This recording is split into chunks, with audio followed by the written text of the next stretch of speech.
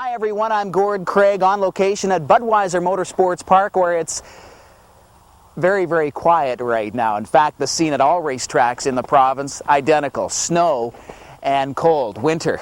Boy, it's got to be one of the toughest times of the year for fans and competitors. The memories of being at the racetrack on a hot summer day and night, just distant memories now. But that's why we're here today. Get ready for an overdose of auto racing. For the first time ever, a Shaw Motorsports Marathon.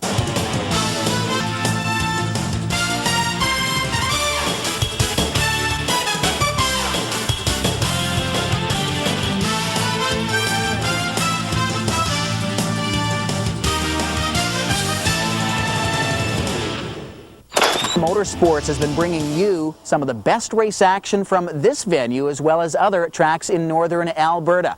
Coming up over the next 6 hours of our Motorsport Marathon, you'll be seeing some fantastic oval racing, some great drag race action, plus some spectacular crashes. Now, our focus will be on race events covered during the 2000 season, but we also dig into the motorsport archives. So let's get going with our marathon. We're going to get down and dirty right off the bat at Alberta's newest racing venue, Drayton Valley's Rapid Fire Motorsports Park. Was that a car or was that a boat? Boy, oh boy, almost floating on top of the mud as he headed through the pit area. This will be just the same as a drag race start. The tree will light up and he's off!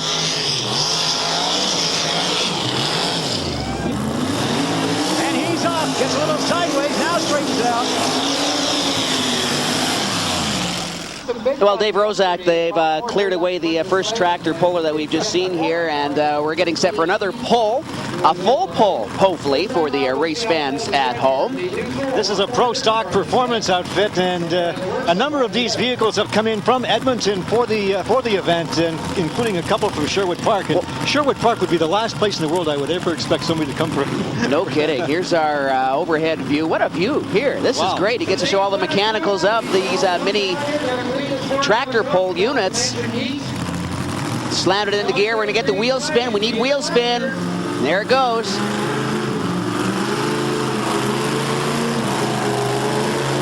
He needs a pull of about 285. He's lost his momentum already. You can see the box filled with cement weight. No, that was not a full pull. He didn't get the RPMs up as high as he should have. Well, we were looking for the wheel spin at the beginning, and he just seemed to kind of ease out. Exactly. The 32 Ford from Bonnyville. He's got a chance. The wild card, 4:79 was his time in the first round.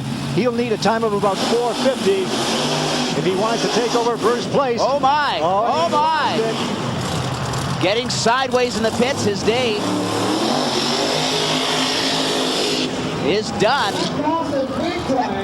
Oh my, that was just, he did the smart thing and pulled out of the throttle barrel. He could have ended up on his roof easily. Rick Vallier, a 4:79 running into the final round here this afternoon, but he did the smart thing, backed out of it, saved the body on that race car. That wall is probably about 4 to 5 feet high, and if he had taken off up over top of that one, it would have been real trouble. Well, those paddle tires working hard, grabbing the mud, spitting it out behind him.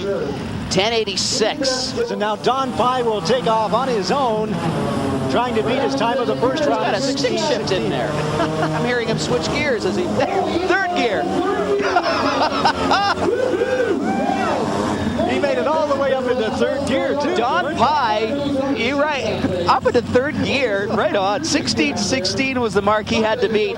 He knows he will not be able to take home the championship, so it really becomes a personal battle. Oh, yeah. Hey, I did 16-16. Let's see if I can improve on that. And let's see if Don Pye indeed improves on that at a Drayton Valley. Oh, boy, does he ever. Boy, does he ever improve on that. I think his personal deal was to try and get into third gear, and he made it. 12.36, so he improved about 4 seconds. So congratulations to Don Pye. It's been a fun weekend, and it's been great to see a facility like this develop so quickly. Over the space of, as I mentioned at the beginning, just a week and a half ago, this was a farmer's field, and now it's become a great, and it's going to be an even greater motor race facility. Well, a multi-purpose facility, too. We've got the oval racing, of course, the mud bog pits. We had the tractor pulls, the demolition derby bullpen, and rumor has it now they're even thinking about maybe an NHRA drag race here. Well, I tell you what, they've got everything, and thanks to a fellow like Arvid Fonstad, who did such a great job of organizing this event and inviting us to come out here. With organization like that, it's going to become even better.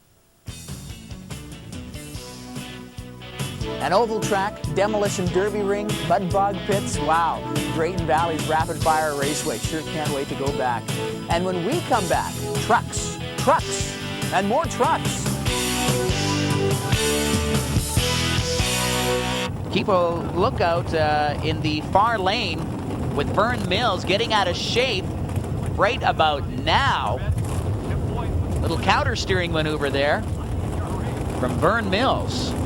This should be a good race. The sun is out. The track is now heated up tremendously, giving some added traction to these race cars, and away they go. Final in the Pro Mod class. Oh, it is neck and neck. All the way to the finish line. Who takes it? Tim Vogt, even though he has the slower ET, a 7:06 at 192.38 miles an hour. He crossed the finish line first. Vern Mills did not have the better reaction time, and he could not make that up. Maybe if the track was an extra 100 feet in length, he would have. Nice lead, but boy, they're bunching up right behind them. As they come out of corner 4, we've got 5 cars all fighting for a spot. We've got... oh my goodness, do we have something in corner 3, or corner 1? That's the 39 car. That's Jason Sowell. That's our 17-year-old. Out of corner 2, and Mark Hewson is closing it in on him. Is he going to be able to do it? Yes, Mark Hewson gets on by, but can he do it? Is he going to? Oh, you see Mark Hewson lifting the front wheel of that car, and he just gets by, but he hasn't got it yet. Tim G, Tim G with a little bit of a spin, and he stalls it, and that is really going to hurt Tim G because now he has to start at the back of the pack. And then behind him is number 16, but there you see your race leader, number 78, Mark Hewson.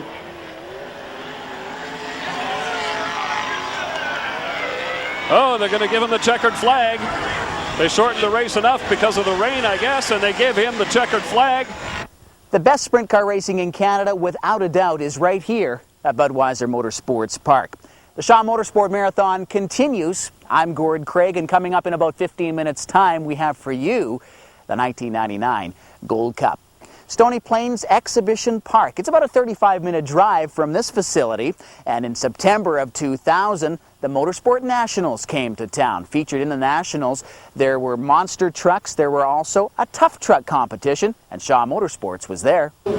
He is set and ready to make his tough truck around on this course that has been laid out here at the exhibition grounds. Again, it is timed.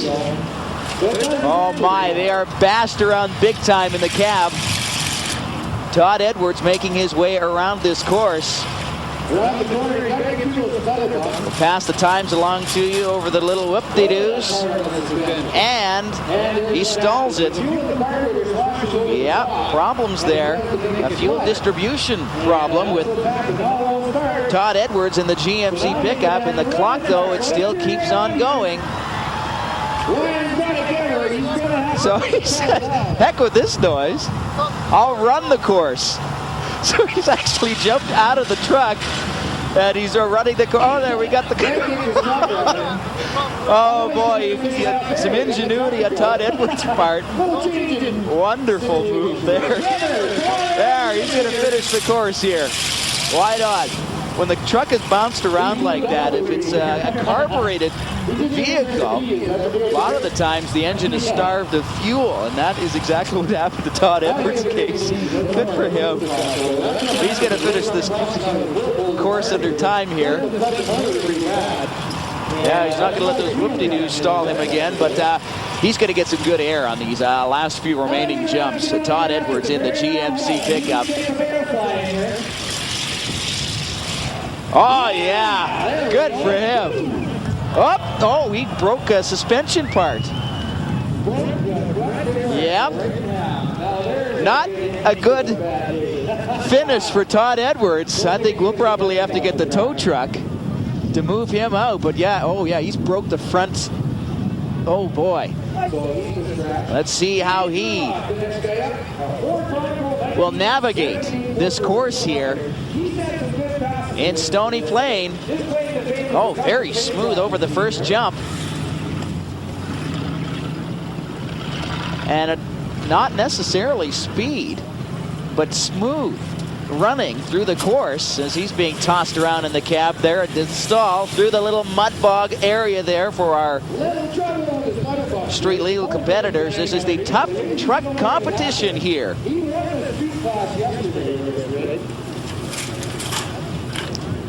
He was the big winner on day number 2 of the competition here. This is a 3-day event. Shaw Motorsports here for the final day of competition. James Gerlach, oh boy, great airtime. Ho, ho, ho. What a run as he acknowledges the fans. Big time air from James Gerlach in that Ford Bronco. And Brad is away. Look for a good pass from Brad Epp. One of the reasons why he is currently second in overall time-ins this weekend here at Exhibition Park in Stony Plain, Alberta. And thus far, he is smoking this course. 40.41 seconds is the mark to beat.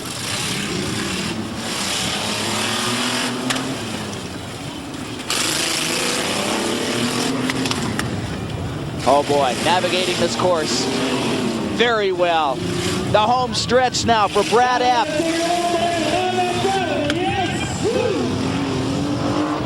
What does Brad Epp run? Does he beat 40.41 seconds?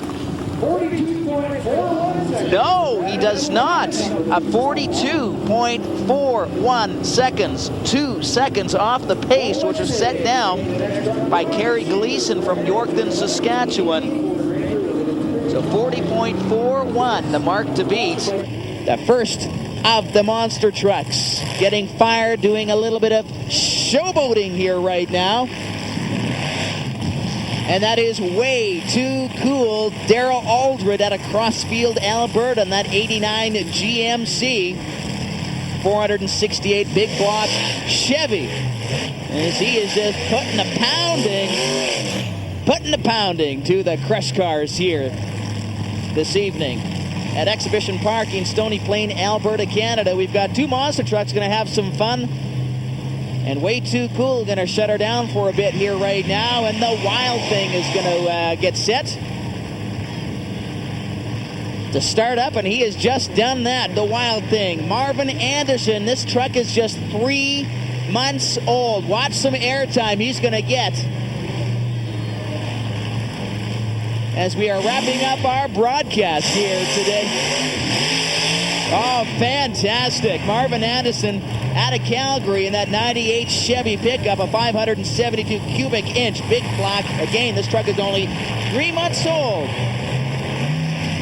As we're into the showboat portion of our broadcast here.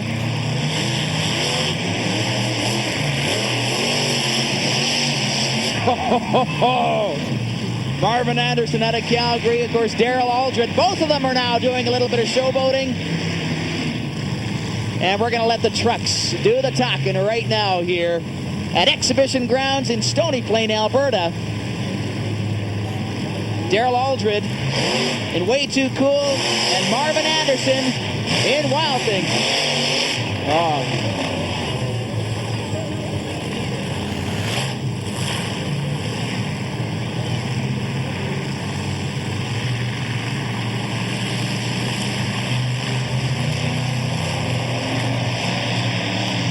Okay.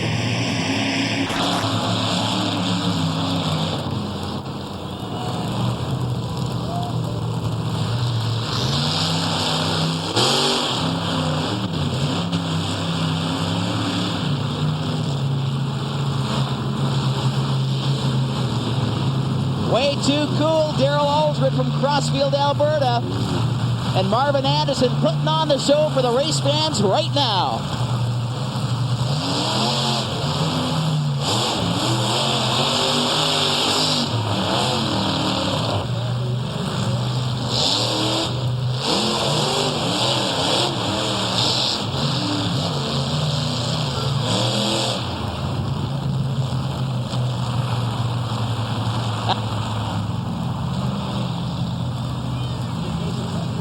Boy, Wild Thing's starting to fall apart here. We're getting set for a big jump here.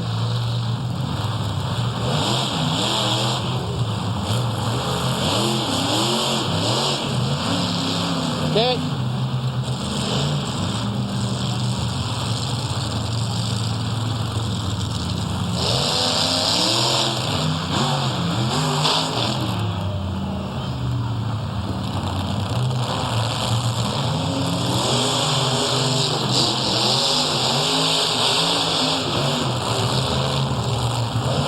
Wow, way too cool. And Wild Thing, again, putting on an incredible show here at Shaw Motorsports. And that basically is about it, race fans, here at Oh, they bump into each other. That could have been a doozy here. What a show here at Exhibition Park in Stony Plain, Alberta, race fans. And our show is about coming to a conclusion as the freestyle portion of the day coming to a conclusion as well. Marvin Anderson out of Calgary. And Wild Thing, Daryl Aldred out of Crossfield, Alberta, in Way Too Cool. And what a way to wrap up our show. Story, you might have a reaction like the track announcers. Watch and listen as he witnesses one spectacular crash. You're watching Canada's oldest and most famous sprint car race. Well, Sean Moran as expected, and Mark Duperon jumping out in the early race lead. Here in Edmonton, Alberta, the 600 horsepower cars tear around the track at nearly 125 miles an hour. But as the cars zoom into the front straightaway, one of them slides sideways, setting off a terrifying chain reaction. Goodness, holy crap! Driver Dean Hermann was afraid he'd been seriously injured. When I hit the wall, I thought I'd broken my back. The impact was so hard that it knocked the wind out of me, and just sheer pain shot through my back there. I'd never experienced anything like that before. Actually, Dean escaped with a few muscle tears and some bruises, which amazes him, considering what happened in the crash. When I did hit the wall, my foot jammed down onto the throttle, which ended up sticking wide open. And my right rear tire caught the wall again, launched me up into the air, and ended up coming down into the pits and rolling and spinning until I was able to shut the car off. Emergency crews proceed carefully, making sure Dean isn't badly injured before getting him out of the wreck. But Dean isn't the only one who has a close call. Look at the tape again. Crew member Terry Hiller is standing in the infield. He looks up just in time to see Dean's car hurtling at him. There was actually somebody standing in the pits at that end, and he went down, and the car went right over top, and he got very lucky. Unbelievable. Who is that? That's Terry. What was going through his mind? I thought this was going to hurt. Terry scrambles out of the way just in time. The car's front tire glances off his body, but he's all right. I was lucky I ran the right direction anyway after the car hit me. As for Dean, it's a day he'll never forget. This is the worst crash that I've ever been in. Track announcer Gordon Craig agrees. It was one heck of a crash. I've announced at this facility since 1993. I've seen accidents plenty, close calls, and this one pretty well tops them all. Which is what caused Gordon to utter those infamous words. I have said, holy crap, once into the microphone, and well, we've got it right here on Real TV. Goodness, holy crap! Well, here's where the crash began from the 1999 Gold Cup, and you've just seen it on the Real TV show that was shown worldwide. Now, you've seen the crash. Now, let's relive the race. Sit back and relax for flag-to-flag coverage of the 1999... What happened to Sean? Why is he being made? He should not be here. I am wondering what is going on there. Well, this is going to be an interesting race. You know, you can't count Mark out. You definitely can't count Sean out. See, Sean, we knew, well, just wait a minute, because didn't he finish out of the bump position in the heat race? He finished 5th in his heat race. Oh, did he? I thought he was up there higher. No, he finished 5th, but I thought that since he still had the top time in, he would still get the race. You got to transfer. You have to race your way out of into the A main. So then that explains everything right there. He did not make the transfer. No. That's right, because we talked about that earlier in the broadcast. Yeah, you need to be in the top 4. You're not going into the A main. Not unless you got to go in the B main and race your way through that. the best sprint car racing in the country, and we've got it for you here tonight on Shaw Motorsports Autotrans Championship Oval Racing. This is night number 2 of the 1999 Gold Cup. We got the B feature coming at you in just a couple of moments. Cars being pushed onto the racetrack right now, again with viewers who are new to sprint car racing. Again, these cars don't have any starters.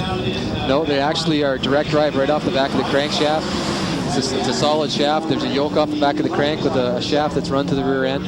The cars have to be push-started by with a truck. There's an on-off switch on the dash. Actually, you just flip on. Just as you're going, you turn your fuel on, get the fuel starting to pump, and then you flip the switch, and the car hopefully fires up. Well, one driver who we just talked with Mark Dupeyron, who thought and was hoping he would have a better showing here tonight. One driver that is having a great showing here tonight, just finished in the trophy dash, and that's the number 57 machine out of Edmonton, Eddie Wiersma. We talked with him earlier in the pits. Well, taking time off from ownership/management duties at All West Auto Parts, blowing off a little steam at Labatt Raceway for the 1999 Gold Cup, Eddie Wiersma. And Eddie, it's been not too bad of a weekend for you. It's been pretty good.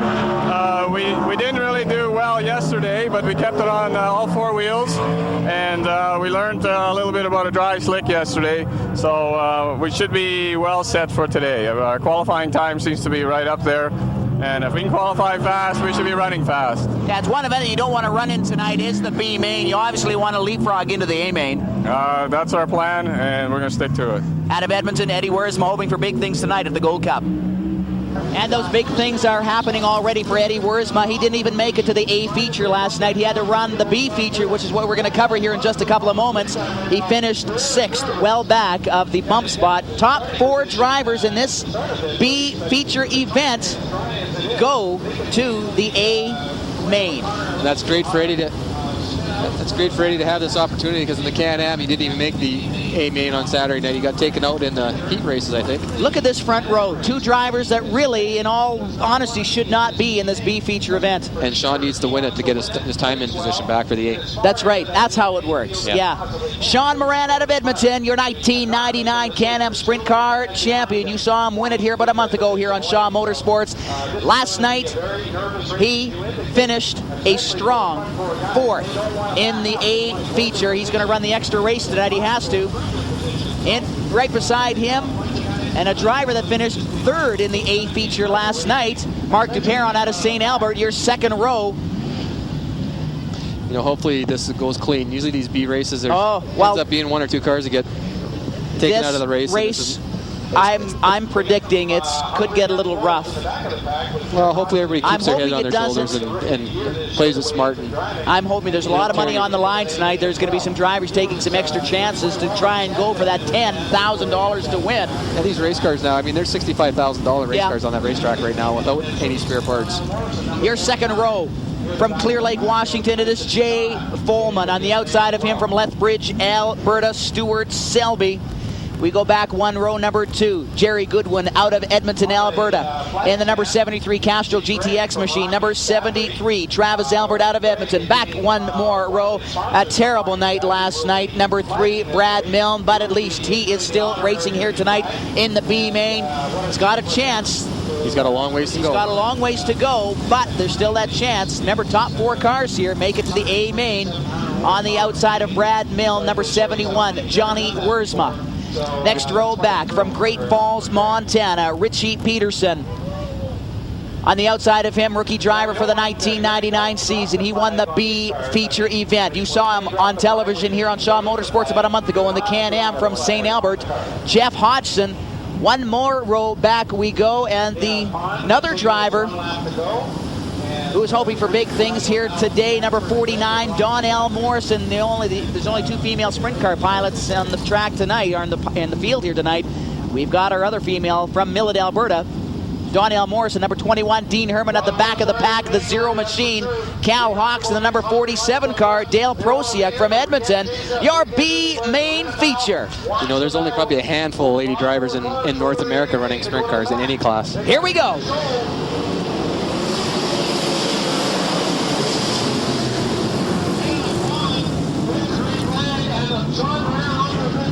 Well, Sean Moran as expected, and Mark Duperron jumping out to the early race lead. They were sitting on the front row. Jerry Goodwin's coming up on the inside. He's having a good run in this one. Oh, we got a car almost flipping down the back straight. Oh, that's Cal Hawks. That's Cal Hawks. The numbers. There we go. Whoa. My goodness. Holy crap. Ooh. There was a guy right underneath that car, too. You see that? We have got red flag conditions. An unbelievable crash here tonight at Labatt Raceway. There was actually somebody standing in the pits at that end, and he went down, and the car went right over top, and he got very, very lucky in that. Unbelievable. Who is that? Red flag. That's red actually Dean flag. Hermann. That is Dean Hermann. Dean Hermann. You can see the skid plate on the bottom of the car. A huge, huge hit. And I'll have to apologize for my totally whatever. But there was actually somebody sitting where his car is right now. There was somebody standing there, so fortunately they got out of the way. There's a safety zone that people are not allowed to stand in, and if that's the case, that was... We do have a replay here for you. Our camera crew caught this one. There's Dean Hermann getting into the Great Falls driver, number 23, Richie Peterson. And there he goes. He goes skyward. Oh, my goodness. See that jet guy standing right there? Boy, did he get lucky. You talk about fortunate. Oh, my. And the foot is still in it, and you can see the dust see just the guy there flying. down in the corner there on the left of the screen? He got lucky. We almost had a tragedy here tonight at Labatt Raceway, and you can see Eddie Wiersma looking at the... I'm speechless, Alan Green. That was scary. I can't say anymore. I'm just going to hang on for a sec. We should run that replay again. You can take a look in slow motion. We are going to have a replay once again here. That is just an unbelievable shot by our Shaw camera crew here at Labatt Raceway for night number 2 of the 1999 Gold Cup. Ow. This is sort of... that guy is very lucky that was standing in the Very, very lucky. Dean Hermann getting into the side of Richie Peterson, and you can see the sparks fly. You can see the guy standing there, and my goodness gracious me. Unbelievable. Boy, he got lucky. I'm shaking, Al. That was... that could have been a real tragedy tonight at the racetrack. Well, we don't need that. We don't need real TV. You know, the unfortunate part is, up to about 2 years ago, all the cars used to pit there. Wade Fleming would have had his car pitted right in that very exact spot where Dean Hermann. So we are still under red flag condition. Dean Hermann still sitting in his car. You can sort of see between our Labatt Raceway safety safari crew. He's got his helmet off. He is dazed. Yeah, that was a hard hit for him. My goodness gracious. But that's open wheel racing. As soon as those tires touch. Number 23 of Richie Peterson. Lucky Dean's moving there. That's the good news there, but my, oh my, that is one of the worst crashes I have seen here in a long time. Gold Cup is renowned for some spectacular crashes, and we had that one driver 1 year. Actually, we used the footage in our opening, and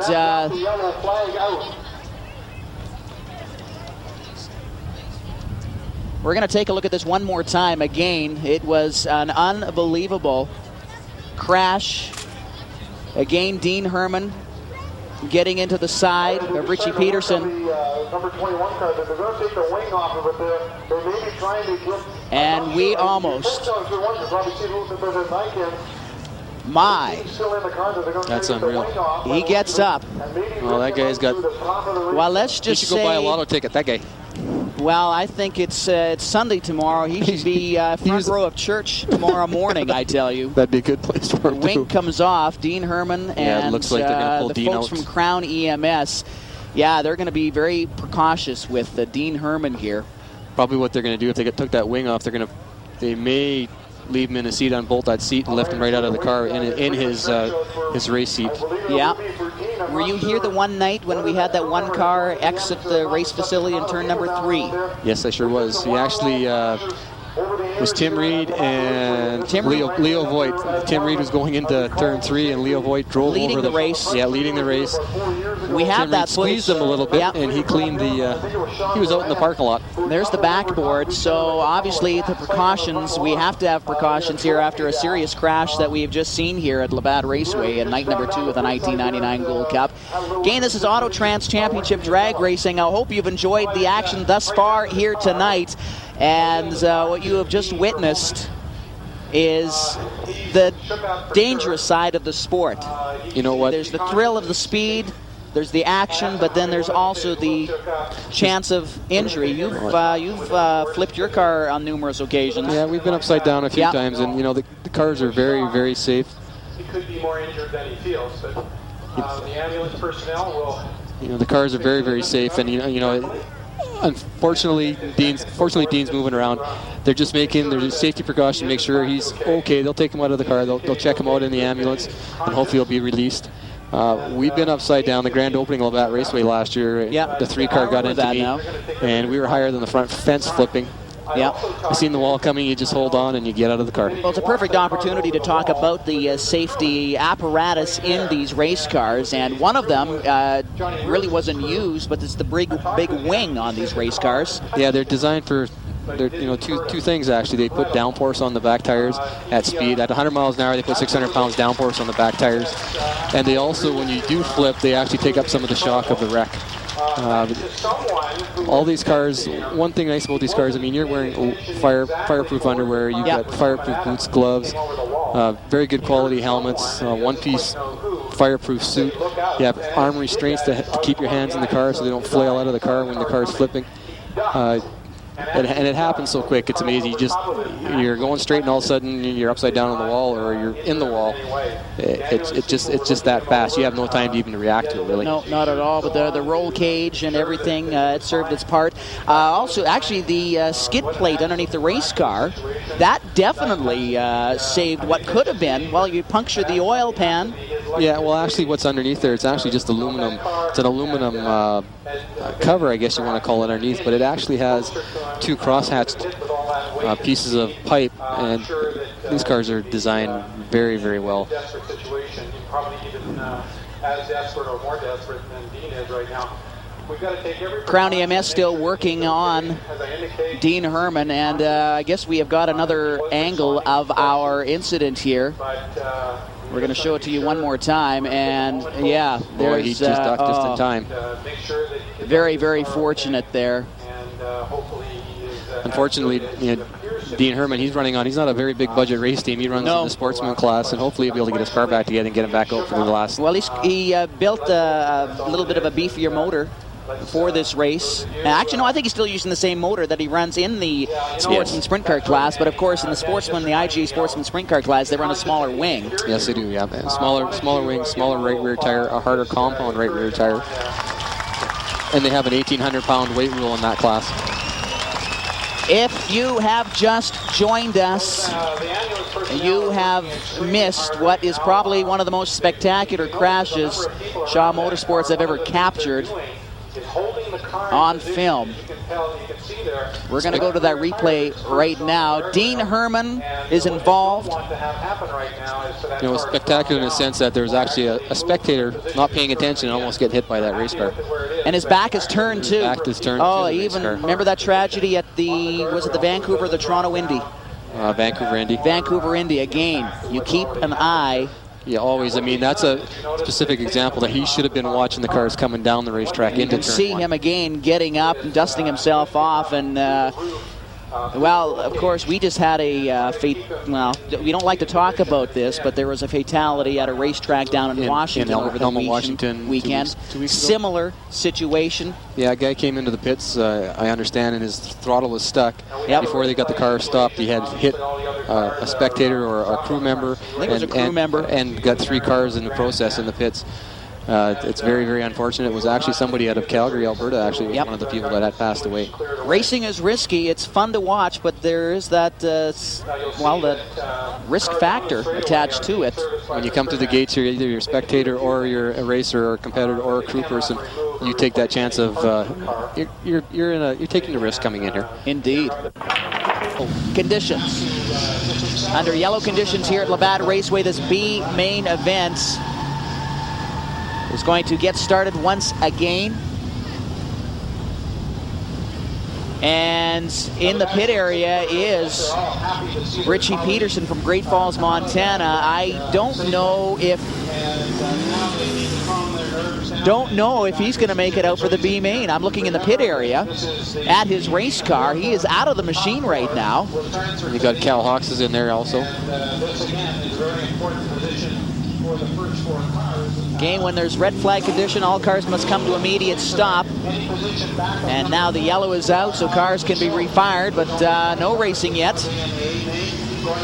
Cars are probably cooled off significantly in that red flag stoppage of this B main event here. They probably get down about, on an average night, the car will run at 180 degrees to 200 degrees, somewhere in that area. They probably only drop down to about 120 degrees now. That's Jay Follman from Clear Lake, Washington. We talked with him earlier on in this broadcast. Real nice fella. Jeff Hodgson, the B main winner at the 1999 Can-Am Sprint Car Challenge, which you saw here on Shaw Motorsports. Jeff Hodgson has a very, very nice car. He's got a gorgeous looking race car. He took that racing school down in California, the Jimmy Sills Racing School, during the winter months. And he's putting that to the test here tonight. Your 1999 Can-Am Sprint Car Champion on your screen right now. You saw him win the big feature in the IGA-sponsored 6M machine out of Edmonton, Shawn Moran again. There's a couple of drivers in this B feature who are not used to running the extra race at any major event. It can happen to anybody at any time. It can, and that actually is a character builder as well. Overcoming adversity. Well, you have to in these cars. I mean, if you got down on yourself for... Should be racing. You wouldn't last very long in this class if you did. Each and every one of these drivers has stories to tell of highs and lows as far as their racing career is concerned. Oh, for sure, everybody does. You go home one night, you feel great. The next time you go home, the next weekend, you don't know why you're even in the race car to begin with, and then next weekend again, you get back at it again. Yeah, just outside of Leduc, Alberta. This is Labatt Raceway, Edmonton, Alberta, Canada. And this will be the B feature restart here on Shaw Motorsports and Autotrans Championship Oval Racing. It will be a complete restart, I do believe, Alan Green.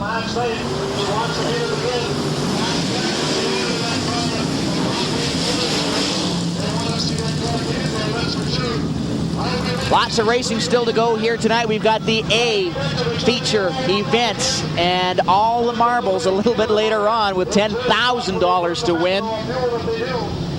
Mark Duperron, he won the Trophy Dash last night and finished out of the top 4 in his heat races. That's why he finds himself here in the B main again. Top 4 cars transferred to the A main here tonight. Your front row once again out of Edmonton, Alberta. Shawn Moran outside of him. Mark Duperron from St. Albert. We move run row back. And Listen Radio. What a great job these folks have done for us. And we're glad you're here to enjoy it. Number 7 again, Jay Follman from Clear Lake, Washington. 33, Stuart Selby from Lethbridge, Alberta. Travis Albert, number 73 from Edmonton, Alberta. Number 73. Number 2, Jerry Goodwin. That's a former Jack Hodenschild race car. The number 2 car of Jerry Goodwin. Actually, I believe it is. Yeah. Yes. Saw it on TV earlier on this year. On TNN, the Nashville Network Motorsports. Yeah, it's a 98 Maxim chassis. Great car. Excellent car. Super driver. Our flag stand view. There's that white chalk line where they put the pedal to the metal. One more time around, says our starter, Dana Pond.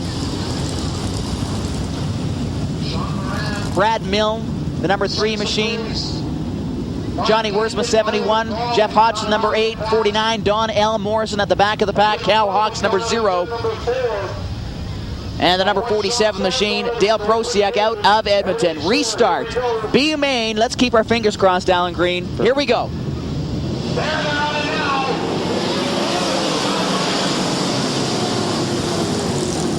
Driver settling down. Shawn Moran jumping out to the early race. Another one. My goodness. goodness gracious, another big-time crash. Brad Milne is knocked out. No, he is moving in that race car. Yeah, three cars involved. We have got Jerry Goodwin. Another red flag is out. Red flag is out. We got Jerry Goodwin, Travis Albert. Red flag is out. Travis Albert involved in that. Jerry Goodwin as well. And again, the red flag comes out. Crown EMS very busy again here tonight. There's a shot of Travis Albert's race car. Brad Milne, I only spoke to him just as the last incident unfolded.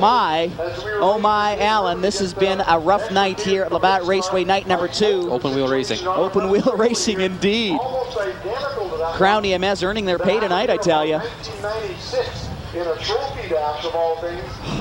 We got a replay for you here. Shaw Motorsports camera crew hard at work at Labatt Raceway. Here's, okay, Jerry Goodwin bobbled. And there's your open wheel. And going for a ride, big time, is Brad Milne. And is he ever high in the air.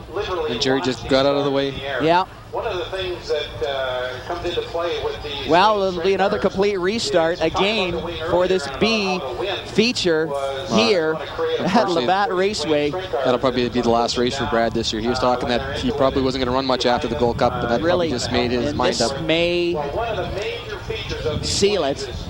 There's another driver maybe thinking about retiring from the sport. No, he won't retire. He's probably going to be done for the year. Oh, just take a breather. Oh, I see. Okay, yeah. Okay. He just bought that car this year too. That's actually another 98 Maxim car. Oh man, can be an expensive sport. Alan Green, the wing, definitely takes up some of the shock. It took some of the shock, yeah.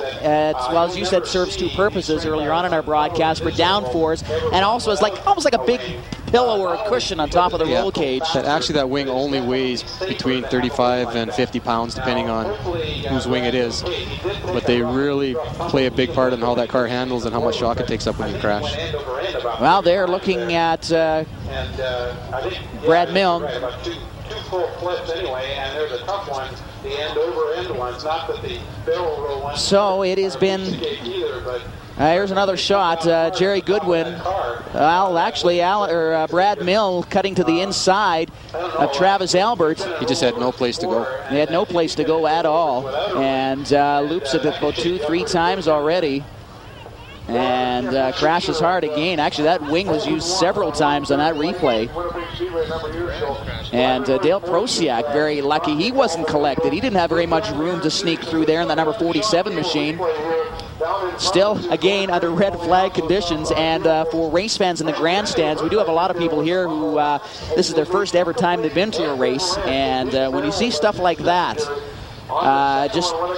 almost wonder, how can someone not get more seriously injured? How can someone walk away from incidents like that? We've already seen one driver walk away, Dean Hermann, in that number 21 machine. Brad Milne, of course, the Crown EMS crew working on him right now. Looks like he was moving in that race car, but then again, precautions again. They'll just check him out, and then he'll get back out of the ambulance and go into his pits. And we've had tours of these sprint cars. In fact, Brad Milne, in one of our broadcasts last year, took us on a tour of his sprint car.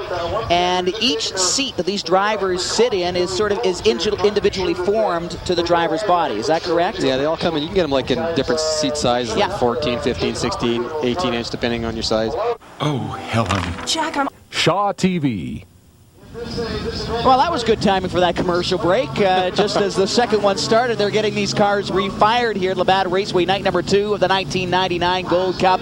It's not quite a full moon here tonight, but man. And that's a good thing. That is a good thing, as there's a shot of the moon. Actually, it's almost kind of like a harvest moon with the orange tinge. Yeah, every time we've ever had a full moon on a race, there's usually lots of stuff happening. That or a Friday the 13th. It's always been disastrous here at this facility. Oh, race drivers are superstitious. Oh, you betcha they are.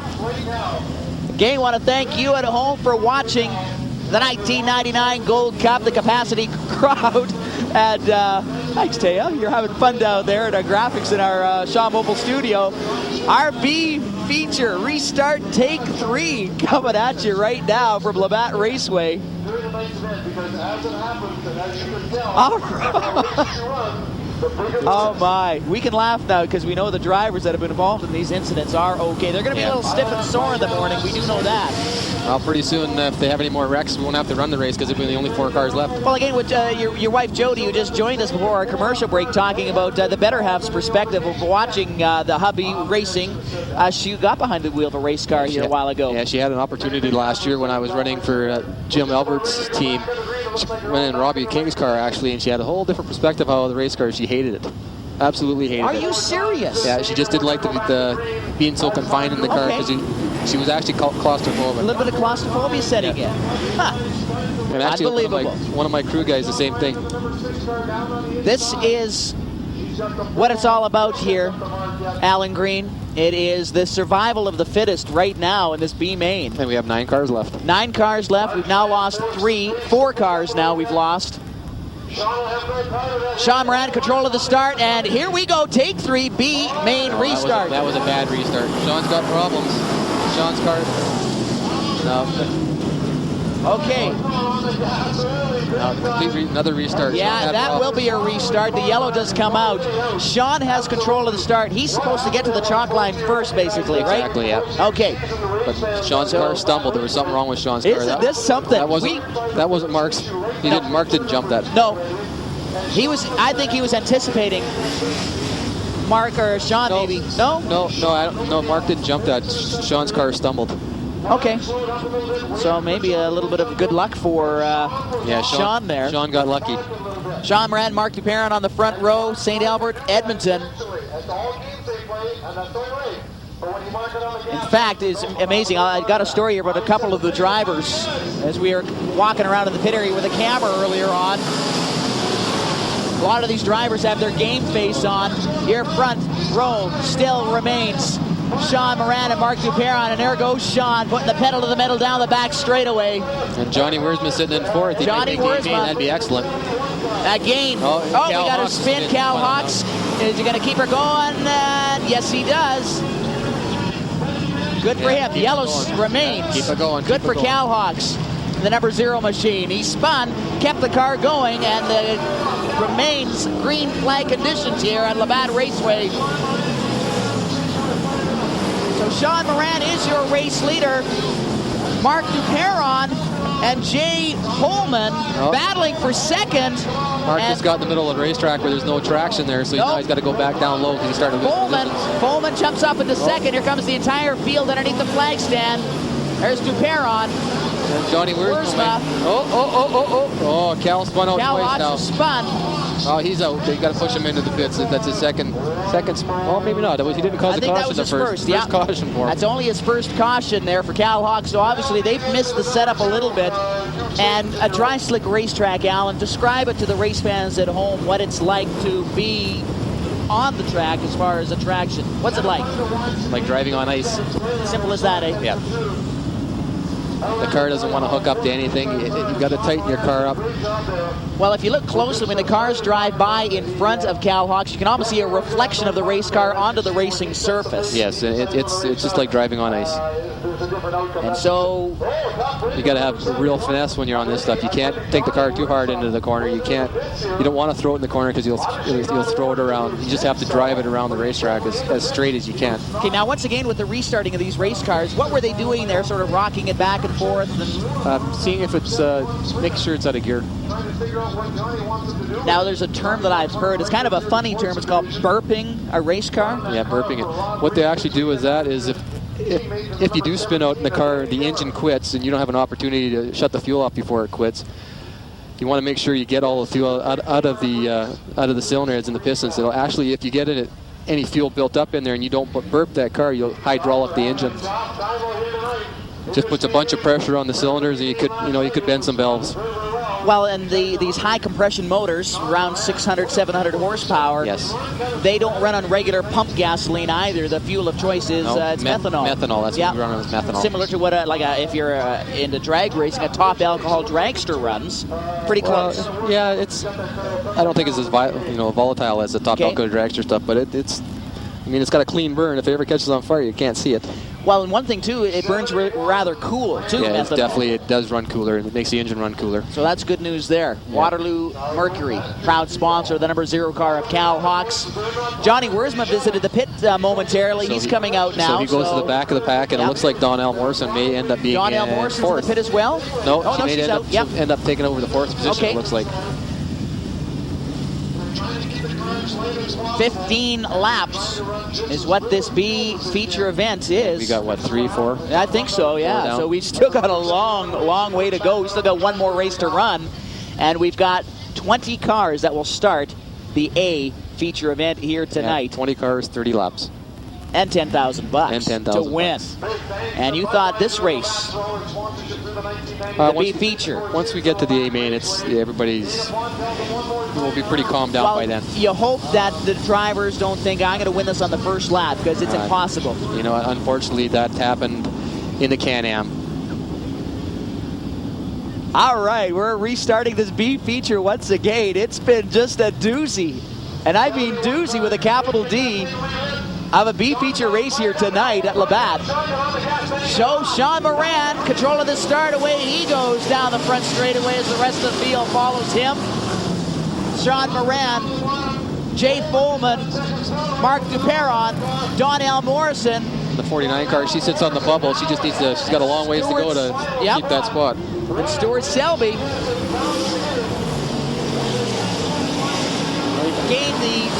these 4 cars will form the back row, so it'll be, if it was to finish right now, Sean Moran, Mark,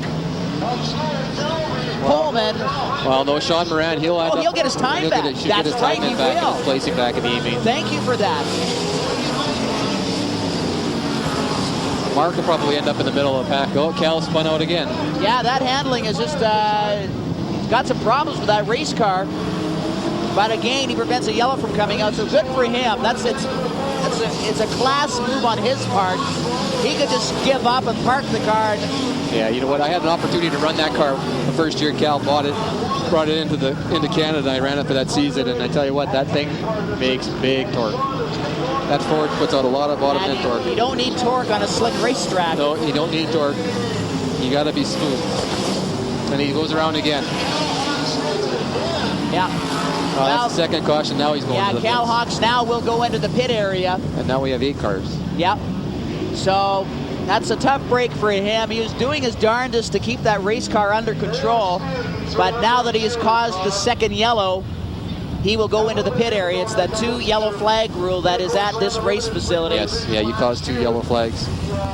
Again, you're talking about torque of this race car. Watch the back end get out from under him.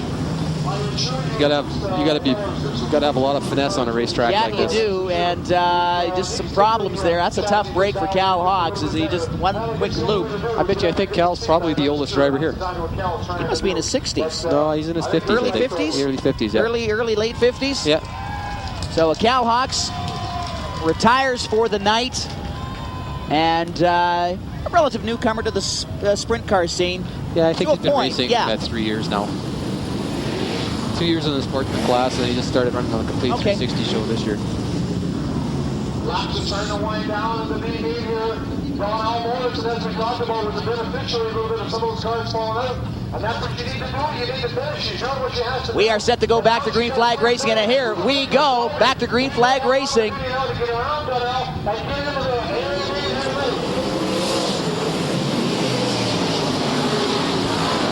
Mark found a little bit of traction up high and is battling Sean Moran for the lead now. It is a horsepower battle down the back straight between Mark Duperron out of St. Albert, Sean Moran out of Edmonton. Yeah, Mark's going to cut down low and get some traction on the bottom of the track. Boy, there's your 3rd place car, Jay Follman out of the state of Washington. And Donnell Morrison is in the bump position. She wants to hang on to the 4th spot because the top 4 cars to the A main. I think she's pretty safe where she's at. I don't think if everything runs now till the end of the race, then she'll stay exactly where she is. Well, what a night for Mark Duperron in night number 1 of the 1999 Gold Cup. Finishing 2nd in his heat race, 1st in the Trophy Dash, 3rd in the A feature event. Mark will start at the back of the B main tonight, or the A main tonight. Well, during time-ins tonight, we saw the difference. Like a two-day show, normally the second night is a slower night as far as time-ins. We saw that, but a second and a half slower the racetrack with the time-ins. Yeah. Just have there's no traction. You can't get any fight with the car, and you can't get that forward momentum that you need. The number one time-in for night number one was Shauna Wilski running a 13:66. The number one time-in tonight, a 14:61. So there you go, about a second right there slower. Yeah. And it's the drivers. If you get an impatient driver, you can't be impatient in any of these races here tonight. It'll bite you. No, and you got Mark's car came to him in this race, and Sean's car is going away from him, so they better get that sorted out before the A main, and they won't do anything in it. So it is still your race leader in the Westward Tools Ardent machine. We got another spin. Jerry Goodwin, and he keeps it going. Good for him, Jerry. Good going there, Jerry. That's the last lap. Keeping that race car going. White flag is flying now for Mark Duperon, your race leader. And Donnell's going to the A main tonight.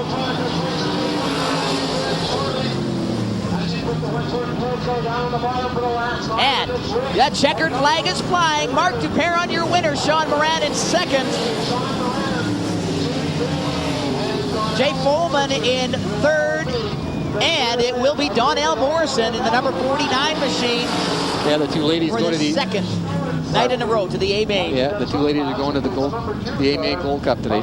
Well, Donnell Morrison was racing down in Skagit, Washington a few weeks ago, and for her first major show south of the border, I think she did very, very well. Yeah, she's actually doing great. She's been she's got a lot of laps under her. She's raced a lot of different classes. She started in the stock car class, and then she ran the IMCA class for a couple years.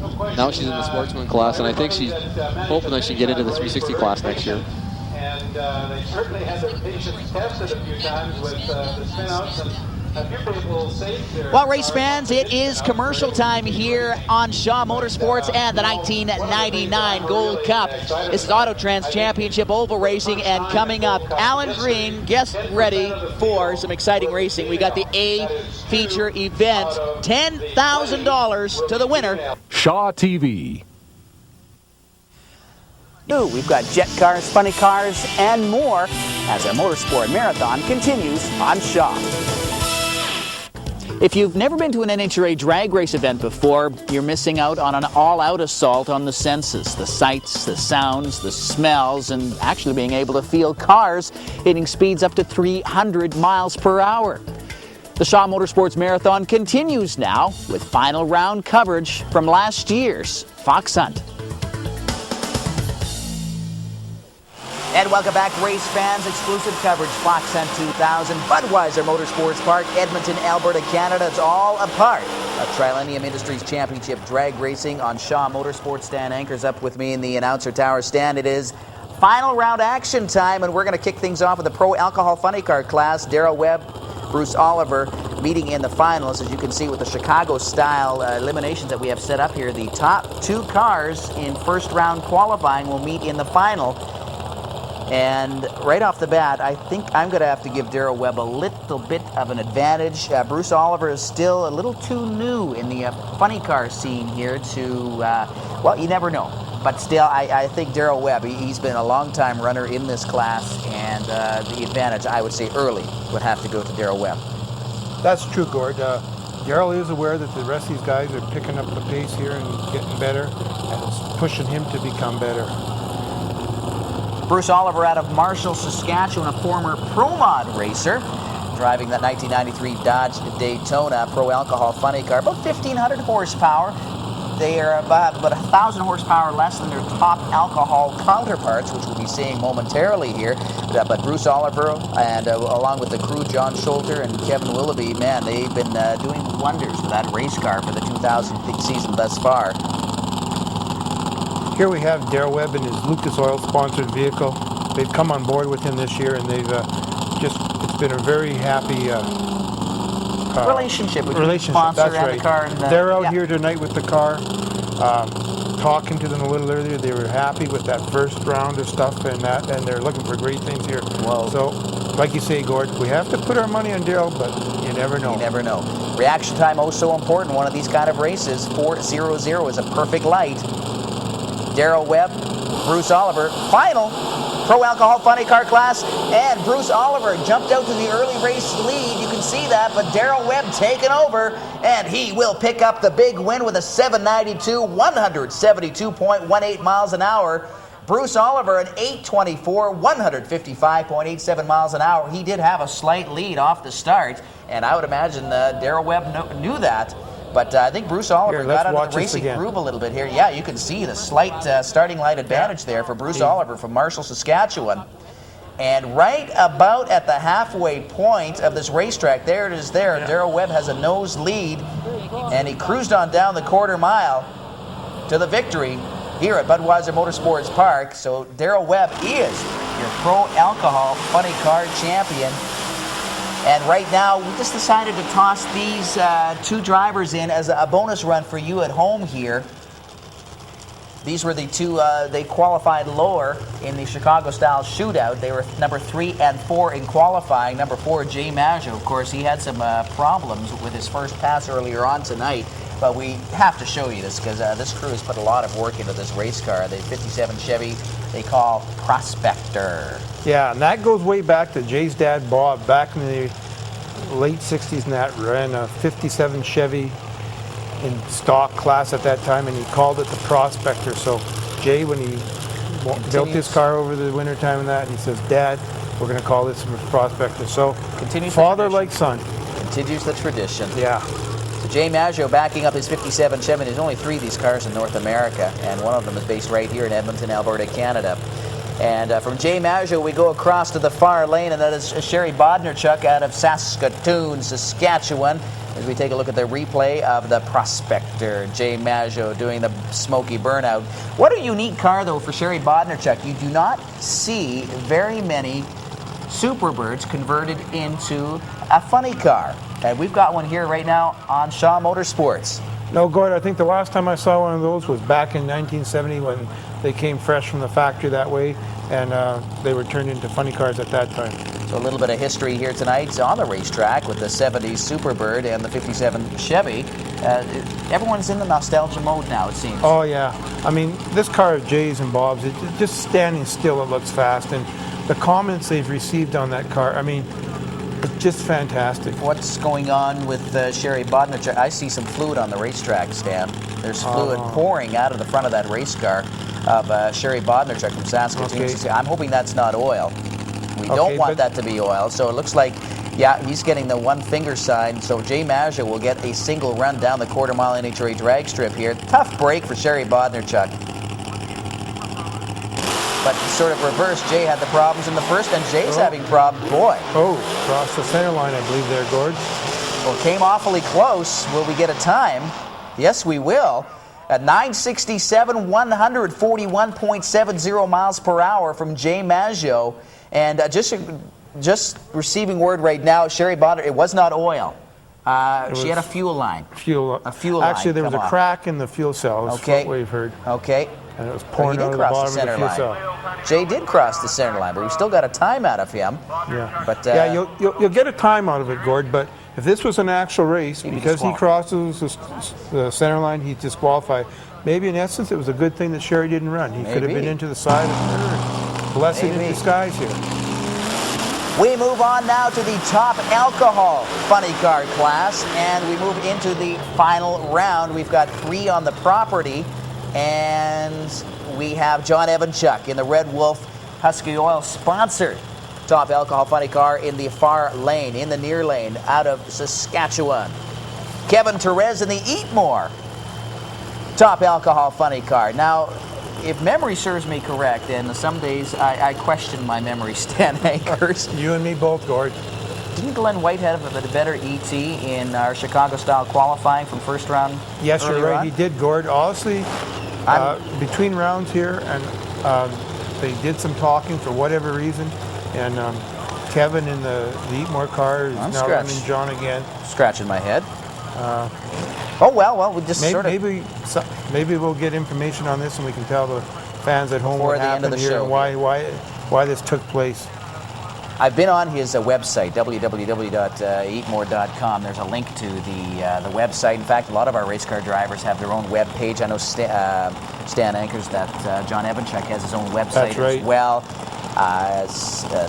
Sitco's, Steve Sitco, Sorcerer Racing, Jay Maggio has one as well. So if you are looking for websites of competitors here at Budweiser Motorsports Park, I actually encourage you to log on to www.budpark.com, and there is a racer link and linking you to many of the competitors that compete here at Budweiser Motorsports Park on the oval track and on the quarter-mile NHRA drag strip. So this is the final. John Evanchuk, Kevin Therese, they come up to the start line. You will hear the RPMs come up once again to around 3,000-4,000. The tree will count down, and away they go down the quarter mile. For 2,500 horsepower each, hoping for a good pass here from both these cars. They are, and look at Kevin Therese, a 494, but he goes up in smoke immediately. John Evanchuk will win it. A 672, 197.10 miles an hour from John Evanchuk. Kevin Therese limps across the finish line with a 10:47, 88.17 miles, and that's our best reaction time of the evening here. That 494, perfect light is a 4:00. Too bad Kevin Therese, the back tires, lost traction almost immediately after that start. And John Evanchuk, though, is your Fox Hunt 2000 champion. Watch. Oh, the lift! Oh, the front wheels come way up. Yeah, and it got right out of the groove right away, and that was Save the paint, save the car. Good move from Kevin Therese. John Evanchuk straight as a string down the quarter mile for the win. Your Fox Hunt 2000 champion in the top alcohol funny car class. But with John's ET and the mile an hour he ran there, I've got a feeling, maybe we can't see it on the film, but the tires were spinning a little. He just wasn't getting the traction. No, he wasn't. Well, it's cooled off here. Yeah, it has, and because I know John, and John knows that he can do better. And John will be back, and he's going to prove it this year yet. The fans here in the stands. You bet he is. Now, Glenn Whitehead, who we thought was going to be in the final, and we've got a top alcohol dragster in the other lane. Okay, I think I see what's happened here, Gord. Because of the fact that Steve had the problem he had, and that they talked about it between rounds here, and now what they're doing is they're giving the fan something that you do not normally see. Dragster racing funny car. That's right, because as we see the top alcohol funny car time-ins from the first round of Chicago style, the qualifying 694 for Evanchuk, Whitehead with a 983, Therese with an 1149. Actually, should have been Evanchuk and Whitehead meeting in finals. Something obviously behind the scenes that we're not privy to. Gord, it might even have been a flip of the coin and that. I mean, these guys are all quite good friends and very close when they're in the pits. When they get up the starting line, it's a different story. It's every man for himself. So Glenn Whitehead just completing his burnout. We've just received some bad news that Steve Sitko is done for the night. We had that in-car camera shot on his. We saw a little bit of fluid. That was oil and terminal for that race car, and that has got to be extremely disheartening. Yeah, because Steve came out here tonight, of course. One of his sponsors is Trilenium, and that sponsor of this broadcast. He wanted to really do well tonight. He was loaded for bear. He was pumped up and everything. Unfortunate night for Steve, but again, as well as I know Steve, he'll be back. So we will have a top alcohol funny car taking on a top alcohol dragster. So we might as well congratulate Serge Dion in the far lane in the Creative Door Services Northwest Paving sponsored top alcohol dragster. They are the Fox Hunt 2000 champions here tonight. So what we're going to be seeing right now, I guess we can call it a grudge race between these two. Both have extremely potent race cars, capable of putting down the numbers. Both equally matched, both around 2,500 horsepower each, and now it's going to come down to drivers' skill to make their way down this quarter-mile NHRA drag strip.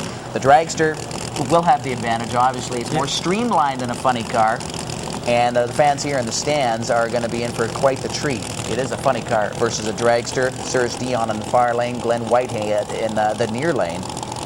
And get ready for some top alcohol funny car dragster action here. Again, that's what I like about the Fox Hunt. It's a little bit of everything, kind of like a smorgasbord style of race. You get a little bit of this, a little bit of that, and a whole lot of action, really, is what it all comes down to here. And, Gord, the fans... A little bit of action, a little bit of lightning there in the distance. the fans have been wanting this for quite a few years, the NHRA fans. They want to see the dragsters run the funny car. And this might be the reason why they decided to go this route here with Steve's unfortunate situation. This is why the track might decide that. All right, you can see the top bulb lit on the Christmas tree for Glenn Whitehead. He is already pre-staged, which means he is about 6 inches away from having his wheels directly on the start line. They will both inch up, as you see they are doing right now. The tree will come down.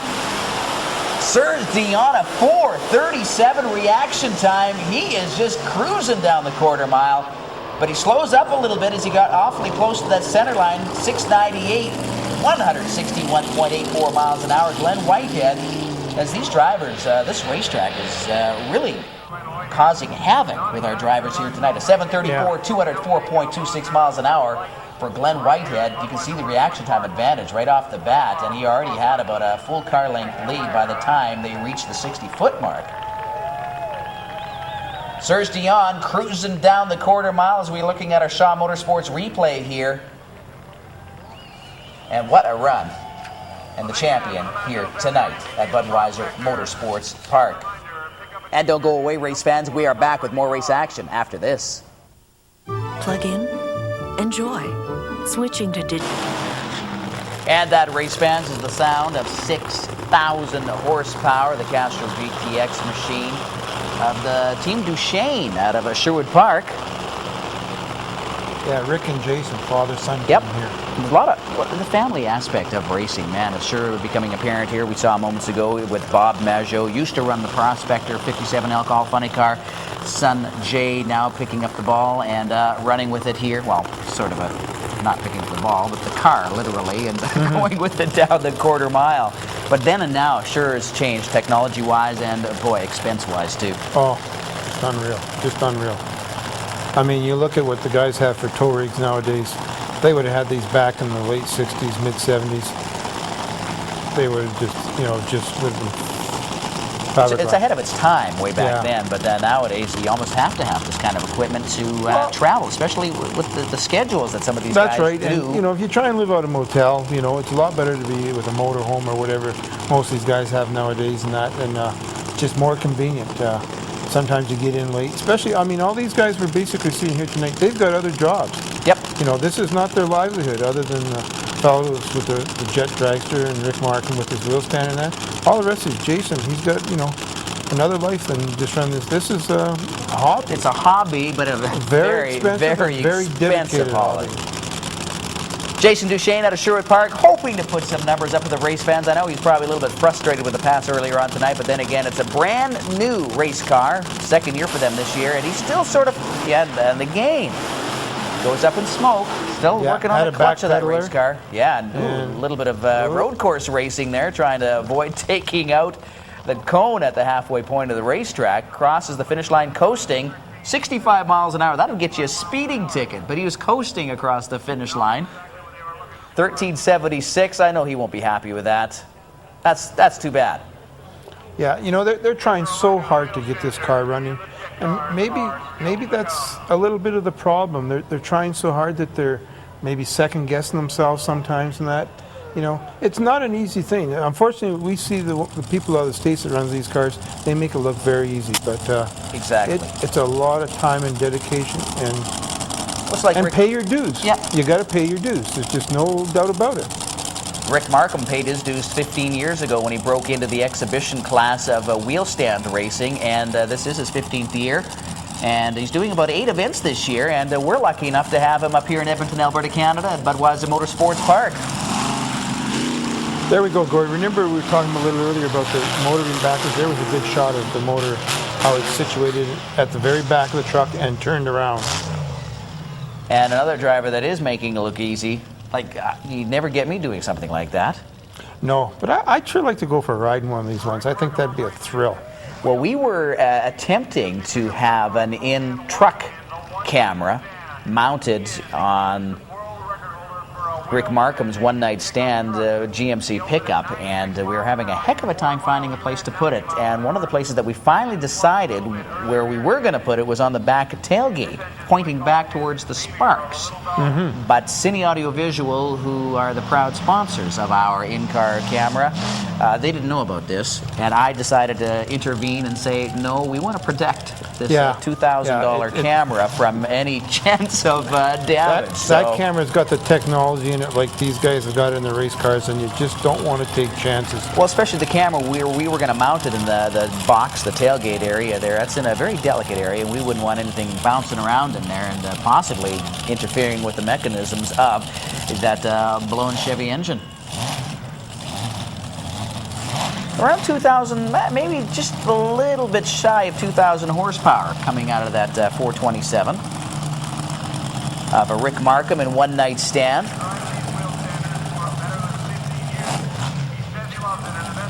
Again, a Guinness World Record holder. We've got him right here at Budweiser Motors.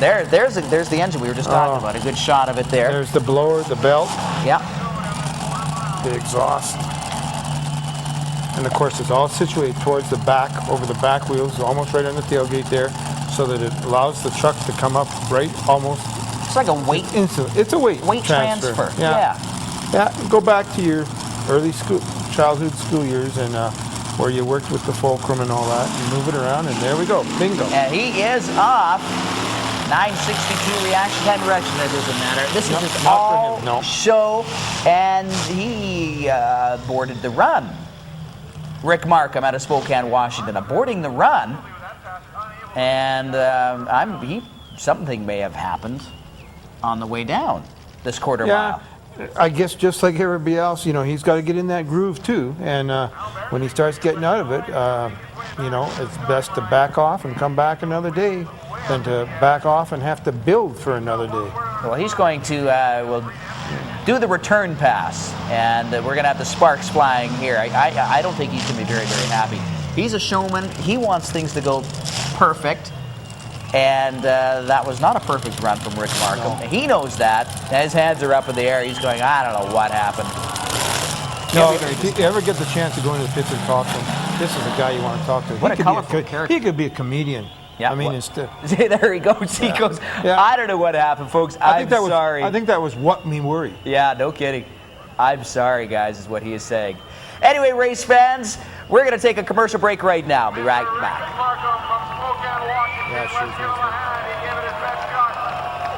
Vehicles is expensive. That's why All West Auto Parts is there for you. For auto parts 1990 and newer, give All West Auto Parts a call. Huge selection, great savings. All West Auto Parts. Competition Chevrolet is the competition out in Stony Plain, 15 minutes west of Edmonton, reminding you the Canada-wide clearance event is underway, and it's brand new. The flagship of car and truck stops in Canada is now open 24 hours a day, corner of Highway 16 and 60, the Husky House Restaurant, and the Husky Car and Truck Stop. Well, custom-made turbo systems, custom exhaust work, suspension modification, upgrades, and more. Zippy's Auto in Edmonton. And the fine folks at SkyReach encourage you to reach for the sky with SkyReach equipment. SkyReach equipment, 458-2700. And the proud title sponsor of this broadcast, Trilenium Industries. They're the design and manufacturing specialists for the oil field, mining, and pulp and paper industries. They also offer general machining and hydraulic repairs too. The new millennium is here. For manufacturing, design, quality repairs, maybe it's time to call Trilenium Industries, 413-4635, 413-4635. And race fans, we are back to action here at Budweiser Motorsports Park, Fox Hunt 2000, and two classes that we don't normally see on television, Stan Anchors, the Pro Class and the Super Pro Class. We've got the Pro Final on the racetrack right now. And it's good that we can get these drivers on TV. They work just as hard as the other competitors here. Thor Thember, a 12.05 dial-in. Adolf Sabrin, a 12-second flat dial-in. A dial-in time, very important, Stan. Yeah. Virtually heads up, but Thor will... hoping to be there. Yeah. Thor Thember, a 12.05, the dial-in time, race fans, is the number that these drivers think they will be able to cover the quarter mile in. They get these dial-in times through the time trials earlier on in a race day. It is neck and neck at the finish line. Oh, Thor Thember breaks out. He went faster than his posted dial-in time, which means Adolf Saberin is your pro champion here at Fox Hunt 2000, the 12:05 on his 12:00 dial-in, so he wins it, and he is your pro champion here tonight. The reaction time actually went to Thor Thember. He had the better reaction time with a 5:35. A perfect light on the Super Pro, and the Pro class is a 5:00. They've got 0.5 of a second to react to the green light coming on. So Thor Thember, unfortunately, goes faster than what he thought. It's a handicap start because the slower vehicle gets the handicap. And race fans, we are back as we get set for the Super Pro final coming up next. Time right now for you here at Budweiser Motorsports Park, Fox Hunt 2000, all a part of Trilenium Industries Championship Drag Race covering on Shaw Motorsports. Dan Anchors, this is going to be an incredible final round event with these two competitors. We've got the defending Super Pro champion from 1999, Lance Churchuk out of Beaumont, going up against Steve Sims out of New Norway, which is near Camrose. That's right. Mopar versus GM. Little Steve Vega Sims. panel wagon. This is Lance Churchuk's first ever Fox Hunt event. Steve Sims has competed in all kinds of Fox Hunt's event and has never won one ever. Can he do it tonight? Sims dialing 10:61. Lance Churchuk dialed in with 11:41. Churchuk will leave first. Steve Sims will leave second to play catch up. And our reaction time indicator is not showing any information. Let's hope we'll get some proper information at the finish line, and we do. And Lance Churchuk breaks out, going faster than the 11:41 dial-in time. Steve Sims runs 10:65 on his 10:61 dial-in time, and you know what that means?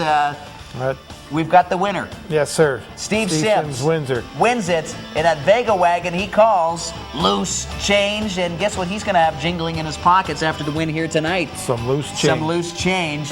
Big feature win here tonight in the Super Pro class. So congratulations to Steve Sims, your Super Pro champion here tonight at Budweiser Motorsports Park. Lance Churchuk, your runner-up. I just hope Lance isn't in the doghouse with his sponsor over this, but I'm sure his sponsor's happy. Hey, race fans, you stand by. Final rounds of the Jets coming up.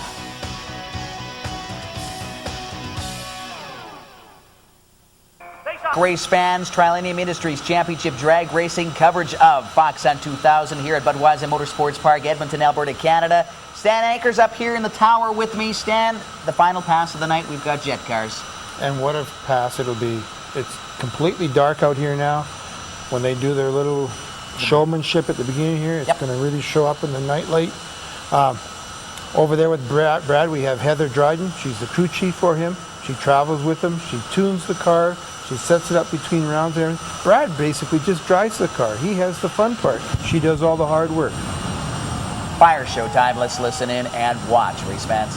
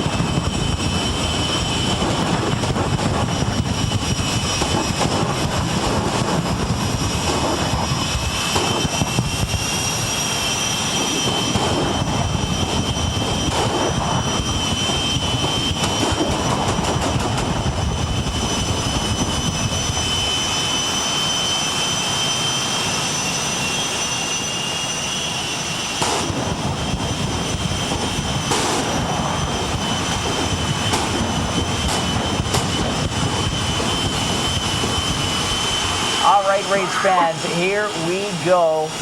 The final pass of our broadcast here tonight. Brad Januszewski out of Drayton Valley.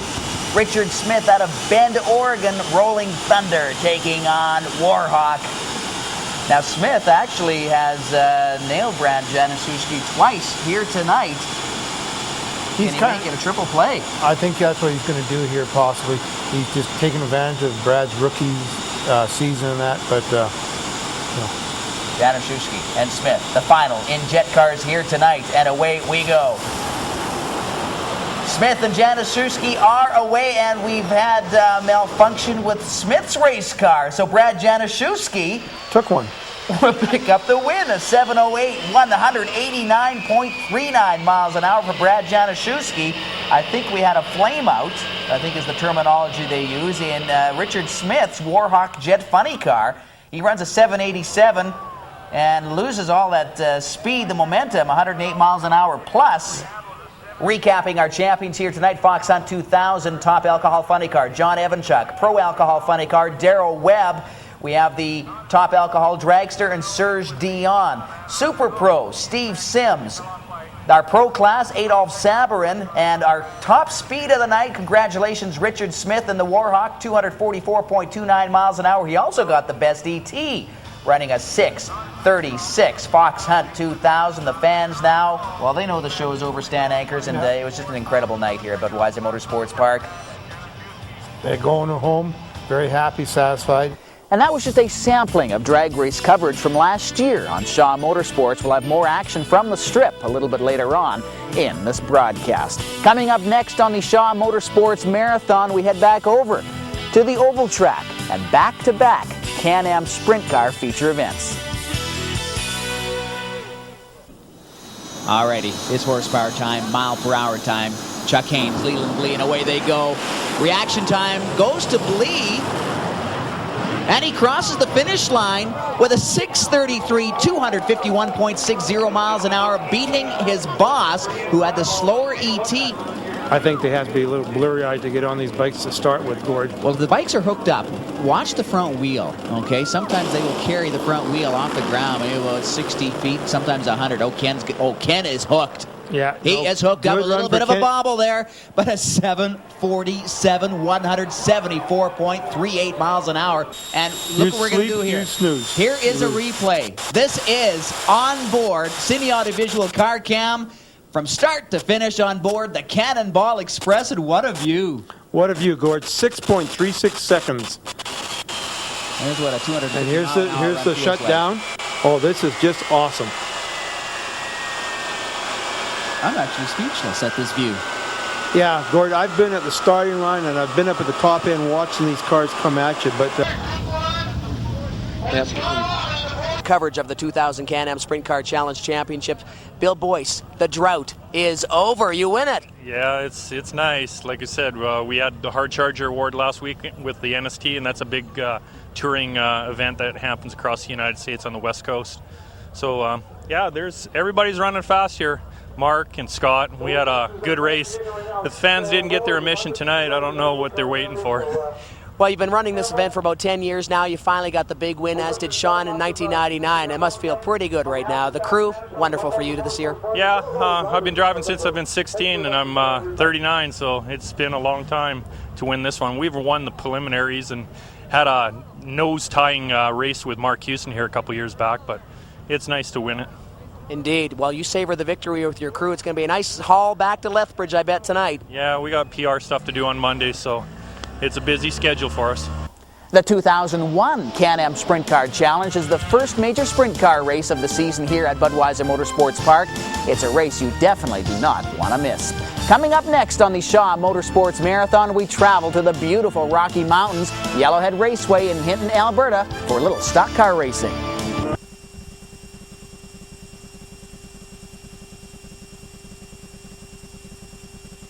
Up next on the Shaw Motorsports Marathon, we go in search of Wally on the quarter-mile NHRA drag strip.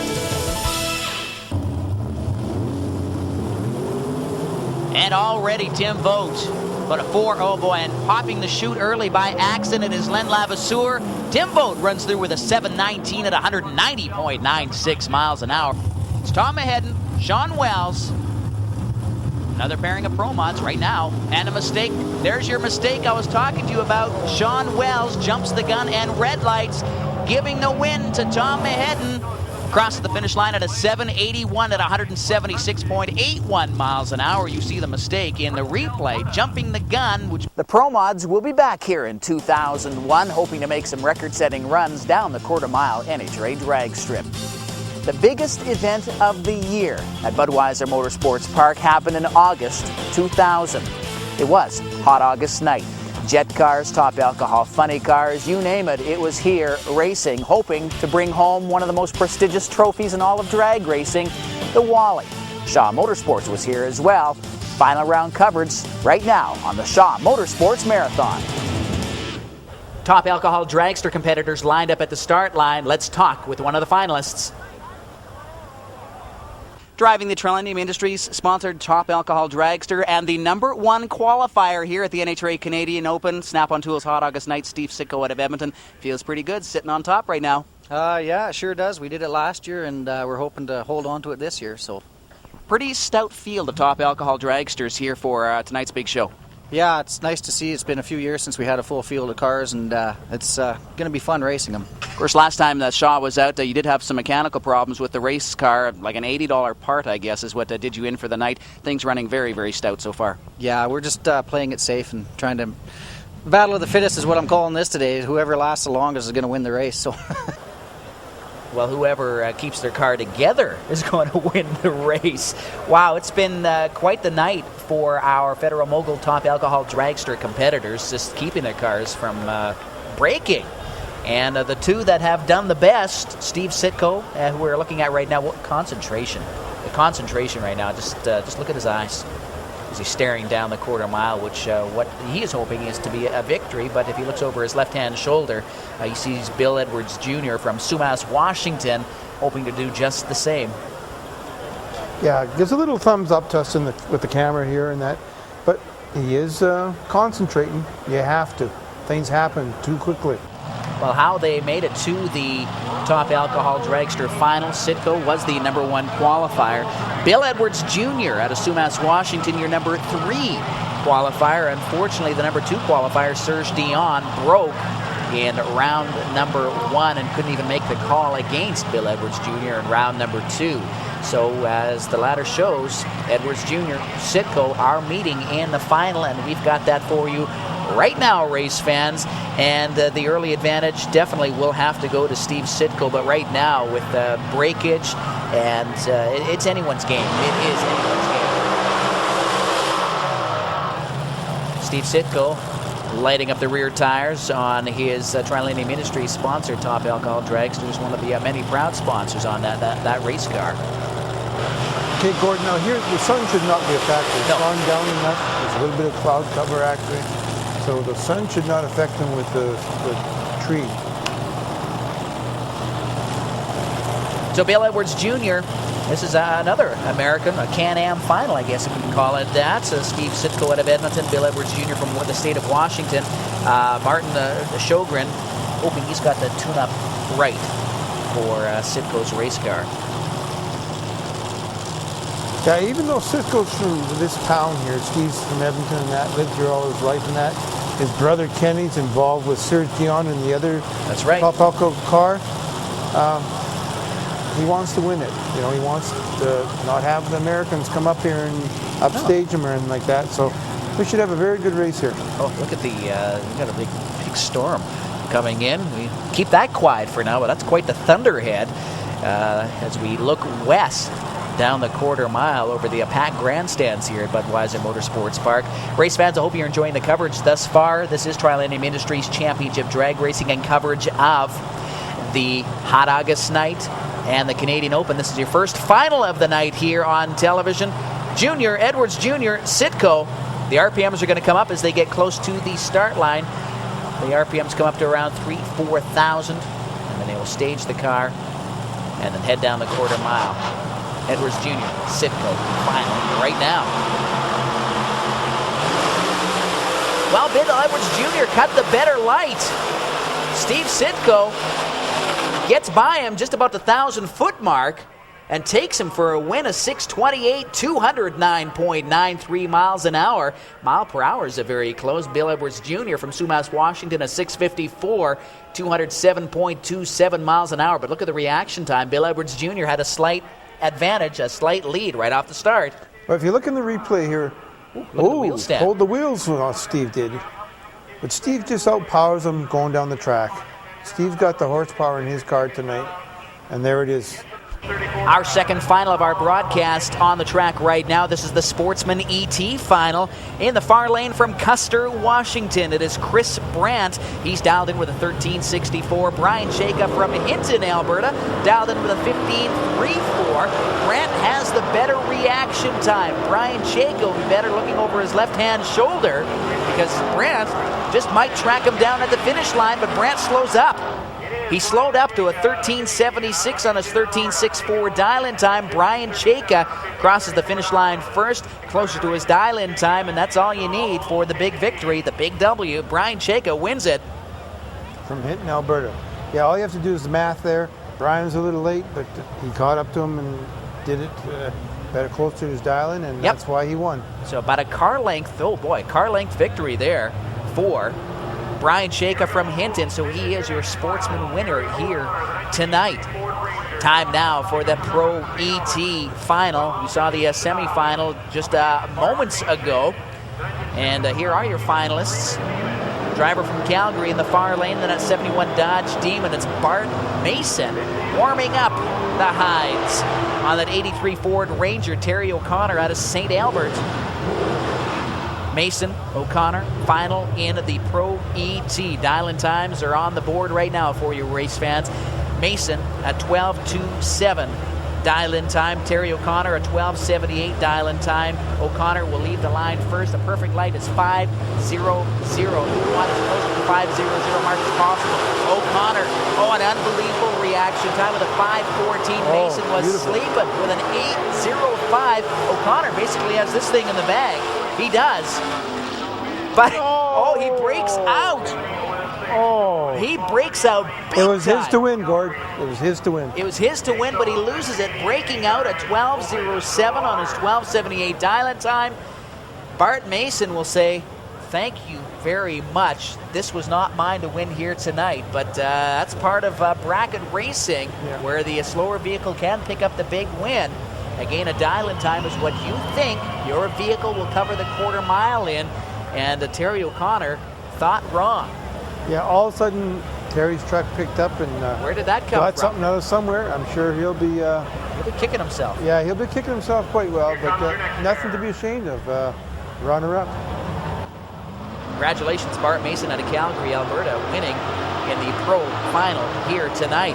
Let's move it up just a notch to the Super Pro Final. You can see on the windshield there, a 10.68 dial-in time will be displayed on the finish line scoreboards for the race fans in the grandstands, and for you at home, it's on the screen. Lance Unter-Reiner from Ardrossan, that 69 Charger, taking on Gary Triffle out of Edmonton.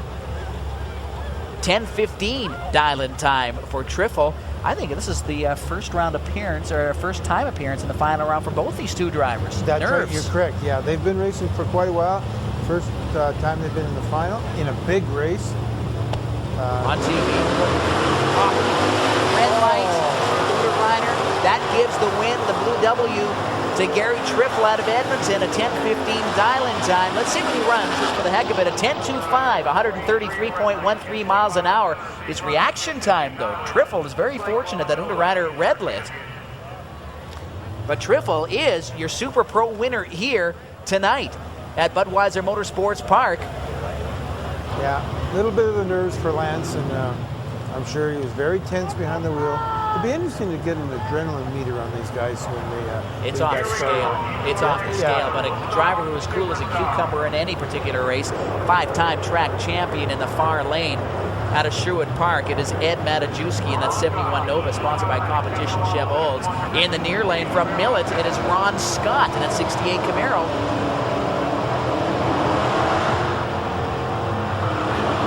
Ed Matajewski, he won a Wally, I think it was last year, in the stock super stock class. So he's looking for 2 Wallies now if he can pick up the big win here tonight.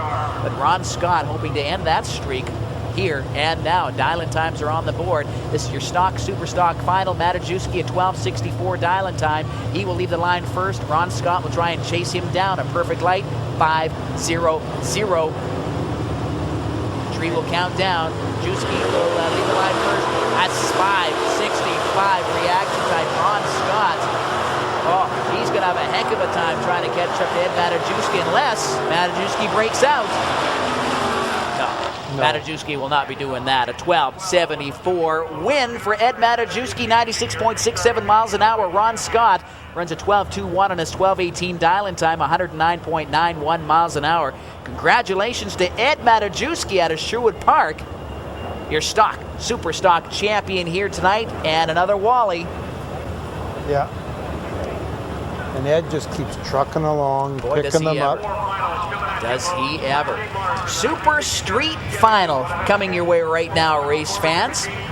And this is going to be an interesting little battle as well. Randy Motorshaw out of the Edmonton area taking on Craig Bickle from Courtenay, British Columbia. That's just outside of Victoria. On the island. On the island. Alberta versus BC. He's made the long haul to get here, race fans. And, oops, we've got some reports of debris on the racetrack right now. So that's going to be sending out the Budweiser Motorsports Park safety safari to sort of inspect what that possible piece of debris is. Apparently, our last pairing, one of the drivers said something may have fallen off my car. So actually, this is a perfect opportunity. I was hoping you were going to get a chance to do this, to show you the ladder. Here's how Craig Bickle made it to the final, taking out Knight and Mandless, of course, on the other side of the ladder. Motorshaw had no easy task either. He had all kinds of competitors he had to make his way through. Sims, of course, who won from New Norway on our last telecast.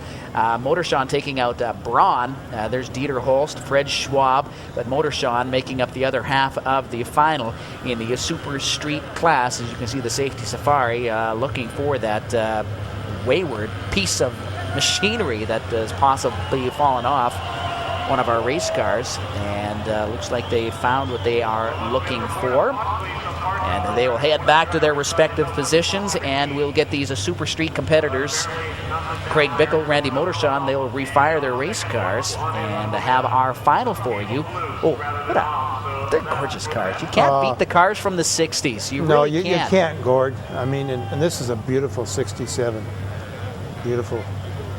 468 cubic inch engine underneath the hood powering this race car. And the lights, well, they've been on now for a good 20 or 30 minutes or so, as the sun is pretty well down now here at Budweiser Motorsports Park. And we should see the reaction times improve somewhat with the Christmas tree counting down. Super Street Finals, race fans, and this is an indexed class. The index is set down by the NHRA for this class, for this racetrack. Do not go faster than the posted time on the board or your day is done. Randy Motorshaw and Craig Bickle definitely know that. They've got their cars set up, and they are away. Bickle, the better reaction time with a 5:49 to Motorshaw 6:24. They cruise down the quarter mile. Index is 11:13. Randy Motorshaw breaks out with an 11:10. He is your runner-up in the Super Street class. Congratulations to Craig Bickle from Courtenay, British Columbia, winning the Super Street class here at Budweiser Motorsports Park tonight. Close race, but a breakout. The temperatures are cooling off, too. Yeah, and Craig had the better reaction time here, but Randy really started to come on. And well, he had to make up for the slower reaction time, and couldn't do it. He breaks out trying. That's why the reaction time is so important at the start line. A lot of the times a racer has won or lost right at the start line. This was not the case in this event, as Motorshaw just about did it, but he broke out. Super Gas final time now, race fans here at Budweiser Motorsports Park. And we talked about Eddie Plazer earlier out of Edmonton. He's got 4 Wallies. He's hoping for his 5th year tonight with a win. Scotty Hearn in the far lane, hoping to be the big champion here tonight as well. And here we've got probably the 2 best at this point in time super gas racers in Alberta, if not Western Canada. Well, Eddie Plazier qualified number 10 in qualifying earlier on tonight. Scotty Hearn qualified number 4. So your number 4 qualifier taking on your number 10 qualifier. The index is on the board at 10:11. Again, don't go faster than that. Pro Treat 400 perfect light. A 4.70 for Scott Hearn. He's got the early advantage as these 2 drivers head down the quarter mile up to the finish line. And Scott Hearn breaks out with a 10.09. Eddie Plazier, look at, he slows to a 10.18 on a 10.11 index. Again, it was Scott's race to win. It was indeed. We see this has happened a couple times tonight now. A tough break for Scotty Hearn. Treed Eddie Plaisir breaking out at the finish line. Eddie Plaisir, your Super Gas champion. How did these drivers make it to the final? Well, Scotty Hearn, we just saw him there runnering up. He took out Dave Archambault in semifinal action, which we saw a while ago now on our broadcast here on Shaw Motorsports. On the other side of the ladder, look who Eddie Plaisir had to go through. Brian Bond, Jerry Rollheiser, some two strong competitors in the Super Gas class. But Eddie Plaisir is your Super Gas champion here at Budweiser Motorsports Park tonight in the NHRA Canadian Open. Super Comp final time now, race fans, and well, a driver looking for his first win, going up against a driver who has won a nighttime race here before. So Tony Ellett in the far lane, Randy White in the near lane. Tony Ellett out of Edmonton. And the dragster, Randy White from Okotoks in the Dirty White Boys racing team. Now, how did these two drivers make it to the final? On the one side of the ladder, Randy White taking out Byron Ziegler. White also taking out Evans in the semifinal we saw a while ago on this broadcast. On the other side of the ladder, well, we had Adams. Steve Adams, your number one qualifier, was taken out by Tony Ellett. Tony Ellett qualified number 8. So it's the number 8 qualifier, and Tony Ellett taking on the number 2 qualifier in Randy White, part of the Dirty White Boys racing team. 909 the index, perfect light of 400. Oh no. Jumping the gun was Randy White. In fact, he actually deep staged that race car. Yeah, he did. Tough break. That gave the win to Tony Ellett. A 909, runs a 916 at 147.25 miles an hour. Oh, what a disappointment for Randy White. He actually didn't jump. What he did was he deep staged the vehicle, which means he went further ahead on the start line, which is not allowed in the Super Comp class. In other words, he basically knocked out the pre-stage lights and just staged the staged lights, and that was a definite mistake on Randy White's part. But congratulations to Tony Ellett. All this we forgot.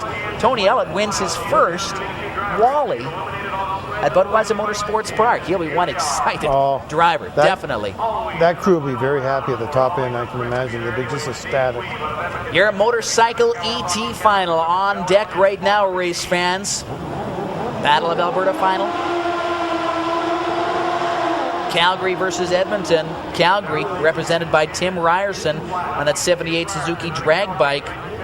Tim Weeb out of Edmonton, one of the winningest drivers here at this facility in the past 3 seasons. Dial-in time on the board. In fact, Dave Weeb finished second in points in 1999. He was the Calgary track champion. So these two have faced many, many times. It's payback time, says Tim Ryerson. Ryerson dialed in with an 11.20. He will lead the line first. Dave Weeb dialed in with a 10-second flat. Oh, and they are off. Tim Ryerson has the better reaction time over Dave Weeb at the finish line. Who takes it, though? Oh, yeah, it was Tim Ryerson all the way, courtesy of the better reaction time. 11.24 and his 11.20 dial-in time. Dave Weeb will be very disappointed with his reaction time. Yes, and Dave's had a rough year this year. He's kind of been up and down that. He didn't win in that, but again, all the credit to Tim. He was closer to his dial-in, had the better reaction time. On paper he had it to win, and Look on the track he wheel. won. On our replay from our finish line camera, a quick check over the shoulder. He's going, where the heck are you? Dave Weeb. So Tim Ryerson runs it out at 11.24 at 100.44 miles an hour. Your champion in the motorcycle class here tonight at Budweiser Motorsports Park. Time now for the top comp class here, and this is going to be one incredible race. This is the nice thing about this class, Gord. Here we have a door car running a rear engine dragster. Altereds are in this class, everything. And this is what the fans are loving. It's not dragsters running dragsters or body running body. There's all the different variations here. It's a nice mix. And another thing, both the cars sponsored by Bell Automotive. Built some good engines. By the way, this is your number 1 qualifier taking on your number 2 qualifier, Terry Cameron in the dragster, Brian Adams in the Firebird. How did these two drivers get to the final? Well, here's what happened. Cameron taking out Steve Flasha from Whitecourt. Adams taking out Derek Polak out of Stony Plain in the competition Chevrolet sponsored Chevy pickup. So they've had their travels to get to the final here tonight, and we've got it for you right now, race fans, on Shaw Motorsports. Again, this is Trilenium Industries Championship drag racing and coverage of Snap-on Tools Hot August Night, the Canadian Open. This race is for the Wally. Terry Cameron has the quicker of the two cars, but not by much. Cameron again in the dragster, Adams in the Firebird. We'll have the dial-in times. Cameron is dialed in with a 7:43, Adams a 7:73. And there we have it for you on the screen right now, race fans. So Adams will leave the line first, closely followed by Terry Cameron. Final, top comp, right now.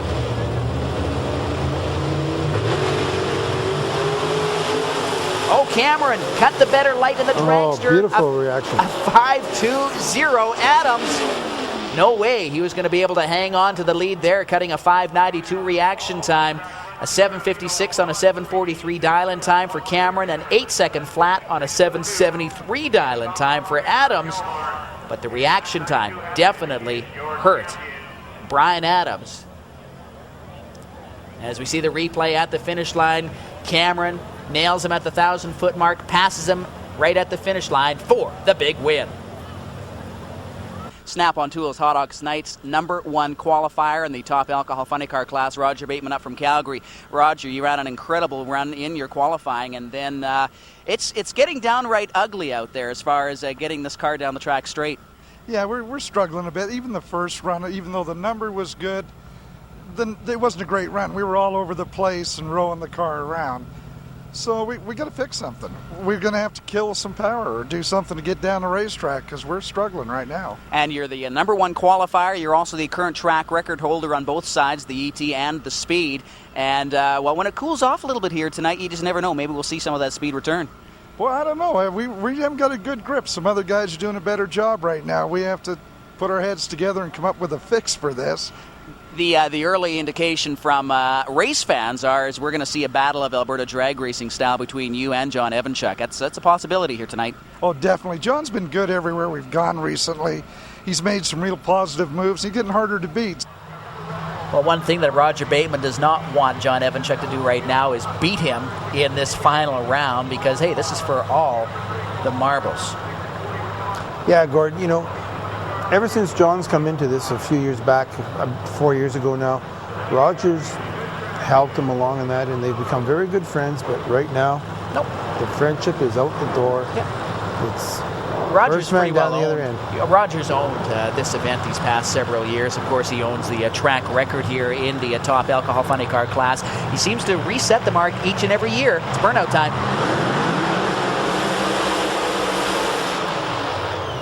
Roger Bateman, as I mentioned, he set the track record here last year at the NHRA Canadian Open, running a 5:87.200, 38.15 miles an hour. This car is also the fastest race car in Canada. As we take a look at the ladder, how did these two drivers get here? Well, Bateman, #1 qualifier. Of course, he had the bye run in the first round. We saw semifinal action a while ago in this broadcast. Bateman taking out Danny Fillion.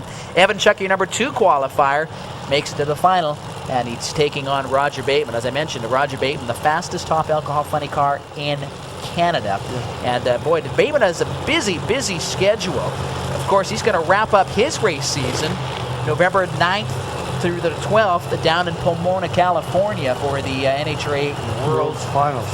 So look for him maybe on a TNN broadcast near you. But Roger Bateman taking on John Evanchuk. Evanchuk, of course, Edson Freight Lines, Edmonton Peterbilt Trucks, Husky Oil, some of the proud sponsors on that Red Wolf Top Alcohol Funny Car team.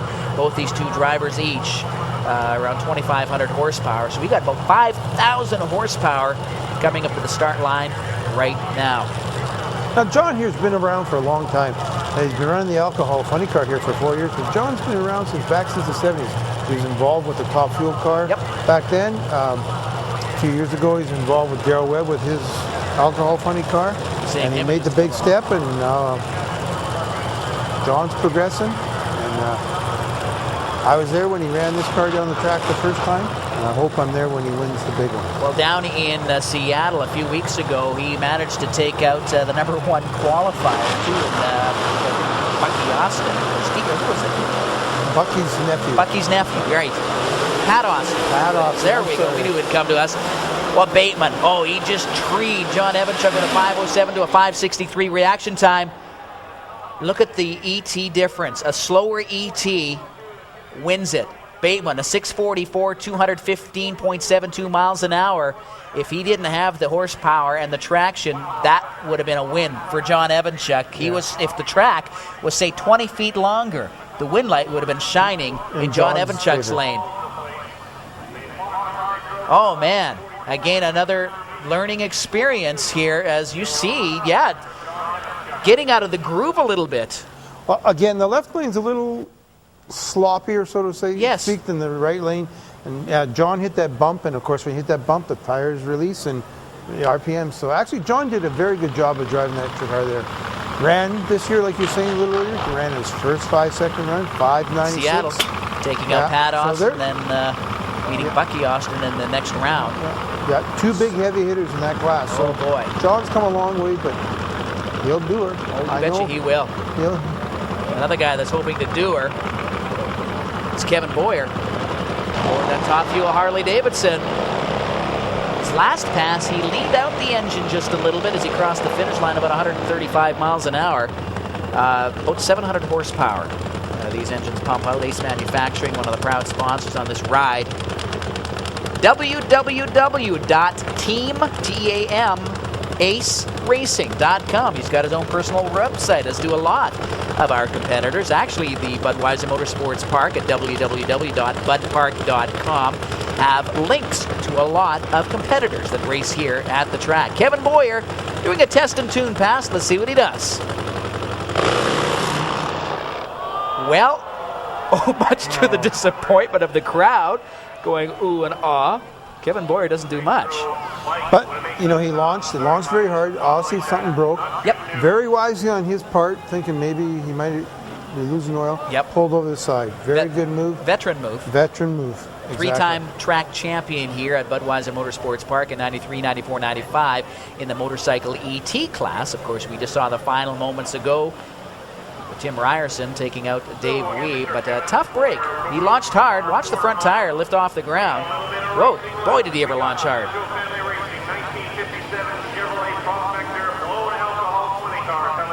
So while we wait for Kevin Boyer to have some help in removing his top fuel ride off the quarter-mile strip, the safety safari is here. It's commercial time. The brand new Husky Edmonton Car and Truck Stop in the Husky House restaurant is ready to serve you 24 hours a day, 7 days a week. It's the flagship of car and truck stops in Canada, west of Edmonton. Meet the competition. Competition Chevrolet in Stony Plain. It's 15 minutes west of Edmonton. Competition Chevrolet in Stony Plain. Nobody beats the competition. Your choice for quality used auto parts is You Pull It Auto Parts. All parts come with a 30-day warranty. All cars conveniently placed on stands for easy access. Bring your tools and save money. For oil field and industrial electrical supplies, it's ESCOM Electrical Distributors in Nisku. Give Steve Boersma a shout in Nisku. And Zippy's Auto. Custom-made turbo systems, custom exhaust work, suspension modification, upgrades, and more. Zippy's Auto in West Edmonton. And Trilenium Industries, they're the design and manufacturing specialist for the oil field, mining, and pulp and paper industries. New hydraulic systems built to your specifications, draw works to meet your needs. Also, the new millennium is here for manufacturing, design, quality repairs, and more. Maybe it's time to give Trilenium Industries a call, 413-4635, 413-4635. Coming up next, Jet Cars. Is where we're at, Budweiser Motorsports Park. Welcome back, race fans. Trilenium Industries Championship drag racing and coverage of the NHRA Canadian Open. Snap-on Tools, hot August night. We got the Jets standing by. We've got Pro Alcohol funny cars coming your way right now. And the first pass is an excellent pass to kick off our show. And we've got Jay Maggio in the far lane and a beautiful 57 Chevy Pro Alcohol funny car. Darrell Webb in your lane here in the 82 Corvette. No one's the king of burnouts. He's showing you why.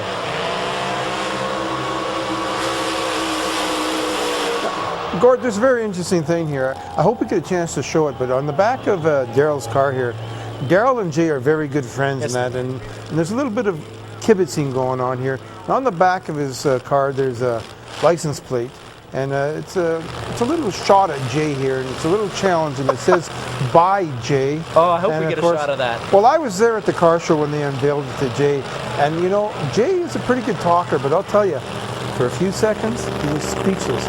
Then he looked at Daryl and says, "I'll get you. It'll take a while, but I'm going to get you back." So here we go. Nice shot of that smoky burnout. And one of the charities that Darryl Webb is true to his heart. He's got teamed himself up with the Kids for Cancer program. I think it's like $5 a foot for a burnout. And he donates makes it that. well over the 8th mile, halfway down. More, he gets closer to the end of the car. There we go. There it is. Bye, Jay. Well, thank you. And Jay's seen that license plate a few times this year, and so I don't know if it's such a comical thing anymore, but I know Jay, he's going to pick her up, and then there'll be a license plate or something for Daryl as time goes on here. Always the intimidation factor. Any edge that a person can get over a competitor, be it a friend or a foe, they'll take advantage of it. Oh, sure, yeah. Lucas Oil Field, Shoppers Auto Pro Collision, a couple of the proud sponsors on Darryl Webb's Pro Alcohol Funny Car. We see some flashes of flame coming out of the pipes of that race car. Of course, Joey's only. What a beautiful paint job in that 57 Chevy of Jay Maggio. So this is your Pro Alcohol. It's an exhibition run between Maggio and Darryl Webb. We've got it for you right now here on Shaw Motorsports. Maggio. Oh, Maggio gets out of the racing groove already. Darryl Webb will win this, running a 780, 174.85 miles an hour. Maggio coasts to an 1193, 83.33 miles an hour. Well, he got to see the license plate again. But very, very wisely on Jay's part, Yes. okay? Instead of keeping your foot in it, putting it into the wall or hurting yourself, he'll come back for another day. You know, it's no use... Yeah. No, you're scraping up the paint a little bit. Oh, he did a wonderful job avoiding taking out the 330-foot marker as well. So Jay Maggio and Darryl Webb. Darryl Webb picks up the big win. Congratulations to you guys. We'll see you at future broadcasts here on Shaw. Second consecutive hot August night here at Budweiser Motorsports Park from Van Nuys, California. Casey Jones suffering a little bit from the flu here tonight. Yeah, obviously you can hear my voice is a little bit rattled, Gordon, but it's really good to be back here, and it's good to see you again, sir. Well, it's good to have you back, and of course, what an incredible smoke show, fire show, your first pass of the night. Got a little bit more of that tonight as the sun goes down. Oh, it's only going to get better as it gets a little bit darker here, but I think the people were plenty impressed with what we already did for them, and get on out here and see us do it again. Well, indeed. Now, tell us a little bit about your Cannonball Express for those of you who are watching at home who may have not seen your jet dragster before. Well, it's a J34 Westinghouse motor. This motor was built back in the early 50s. It was used in a Korean War fighter called the Banshee. We've designed our car to look like an old-style steam locomotive. It's got a cow catcher on the front, and an operating smokestack, and an engineer's cabin in the back, and it's a lot of fun. Plus, it goes pretty good, too, for an old choo-choo train. Oh, indeed it does. Casey Jones, go get him in round number 2 here tonight at Budweiser Motorsports Park. We're looking forward to it. Brad's doing an excellent job, and you know, this is his hometown track, and he's definitely gunning for us, so we got to be sharp tonight. Well, the action is going to get hot here, race fans, in just a couple of moments. We've got the final 2 passes of our jet car competitors here tonight. Stan Ankers joining me up here in the broadcast booth. We've actually asked a bunch of our winners from earlier on in this telecast to gather down in the staging lanes, and you in just a couple of moments are going to run on down there and grab some interviews with our winners, and be careful going down those steps for me, would you? Yeah, it's a long fall from the top here. Oh, is it ever? There is a good shot of the C-Tech Rolling Thunder Jet Funny Car. Brad Januszewski out of Drayton Valley, again Canada's only licensed Jet Funny Car pilot. This is Canada's only Jet Funny Car also, and just based in Drayton Valley. So this is literally his home track. In the near lane, Casey Jones and the Cannonball Express. And race fans, actually he's out of Van Nuys, California, and Stan, you wanted to say something? Yeah, if you take a look at Casey's car, it's basically a replica of an old steam train, and a cow catcher on the front, stuff like that. Stan Anchors, you go down to the start line and arrange for the interviews, okay? And we'll talk to you in a bit to wrap up our show. Race fans, I'm going to keep quiet for a bit too. Let's listen into the fire show and see the fire show and the smoke show. This is incredible stuff.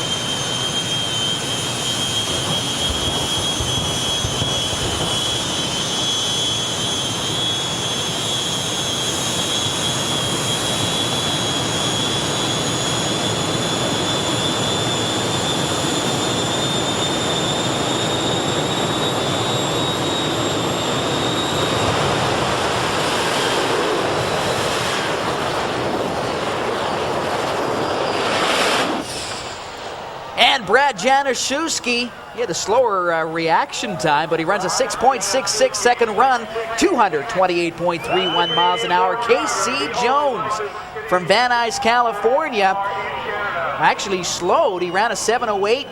He actually was out, well out in front for a bit there, but slowed at about the 1,000-foot mark. Actually, he flamed out about the halfway point on the racetrack. He was actually gaining on Brad Januszewski. But Januszewski picks up the big win. Let's talk now with Leland Blee. Another driver up from Billings, Montana in the Pacifier, Jed Dragster, teammate, I guess, of Chuck Haynes. But you're really going to be out there, Leland Blee, to possibly put a number on your boss. Oh, we're trying. I beat him a couple times this year already, so you never know. New car is awful fast. I don't know how I'm going to do that, but I'll have to do it on a tree, I guess. You've been running this car for how many years now? About 4 years now. And it's been a lot of fun. You've been to many, many places. Name some of the places you've actually traveled being associated with the Haynes racing team. Oh, yeah. We went to Australia, and Melbourne, Sydney, Perth, all over Australia. Portland, watched the rain a couple times in Portland. Back east to Illinois. All around the U.S. and over in Australia, we had a good time. Good move for you getting into the racing end of things, isn't it? Oh, yeah. It's been a ball. It's been a lot of fun racing with him. Well, good luck tonight, Leland Blee out of Billings, Montana, driving the Pacifier here at Snap-on Tools hot August night. Well, this is it, race fans. The final pass of our broadcast in the Jet Car class. It is Chuck Haynes in a brand new Volcano Jet Dragster taking on Leland Blee. Blee, of course, won both earlier rounds. First round, that's because, well, Chuck Haynes had problems with his jet. But things are ready to go for this final pass of our night. Hope you've enjoyed the action here.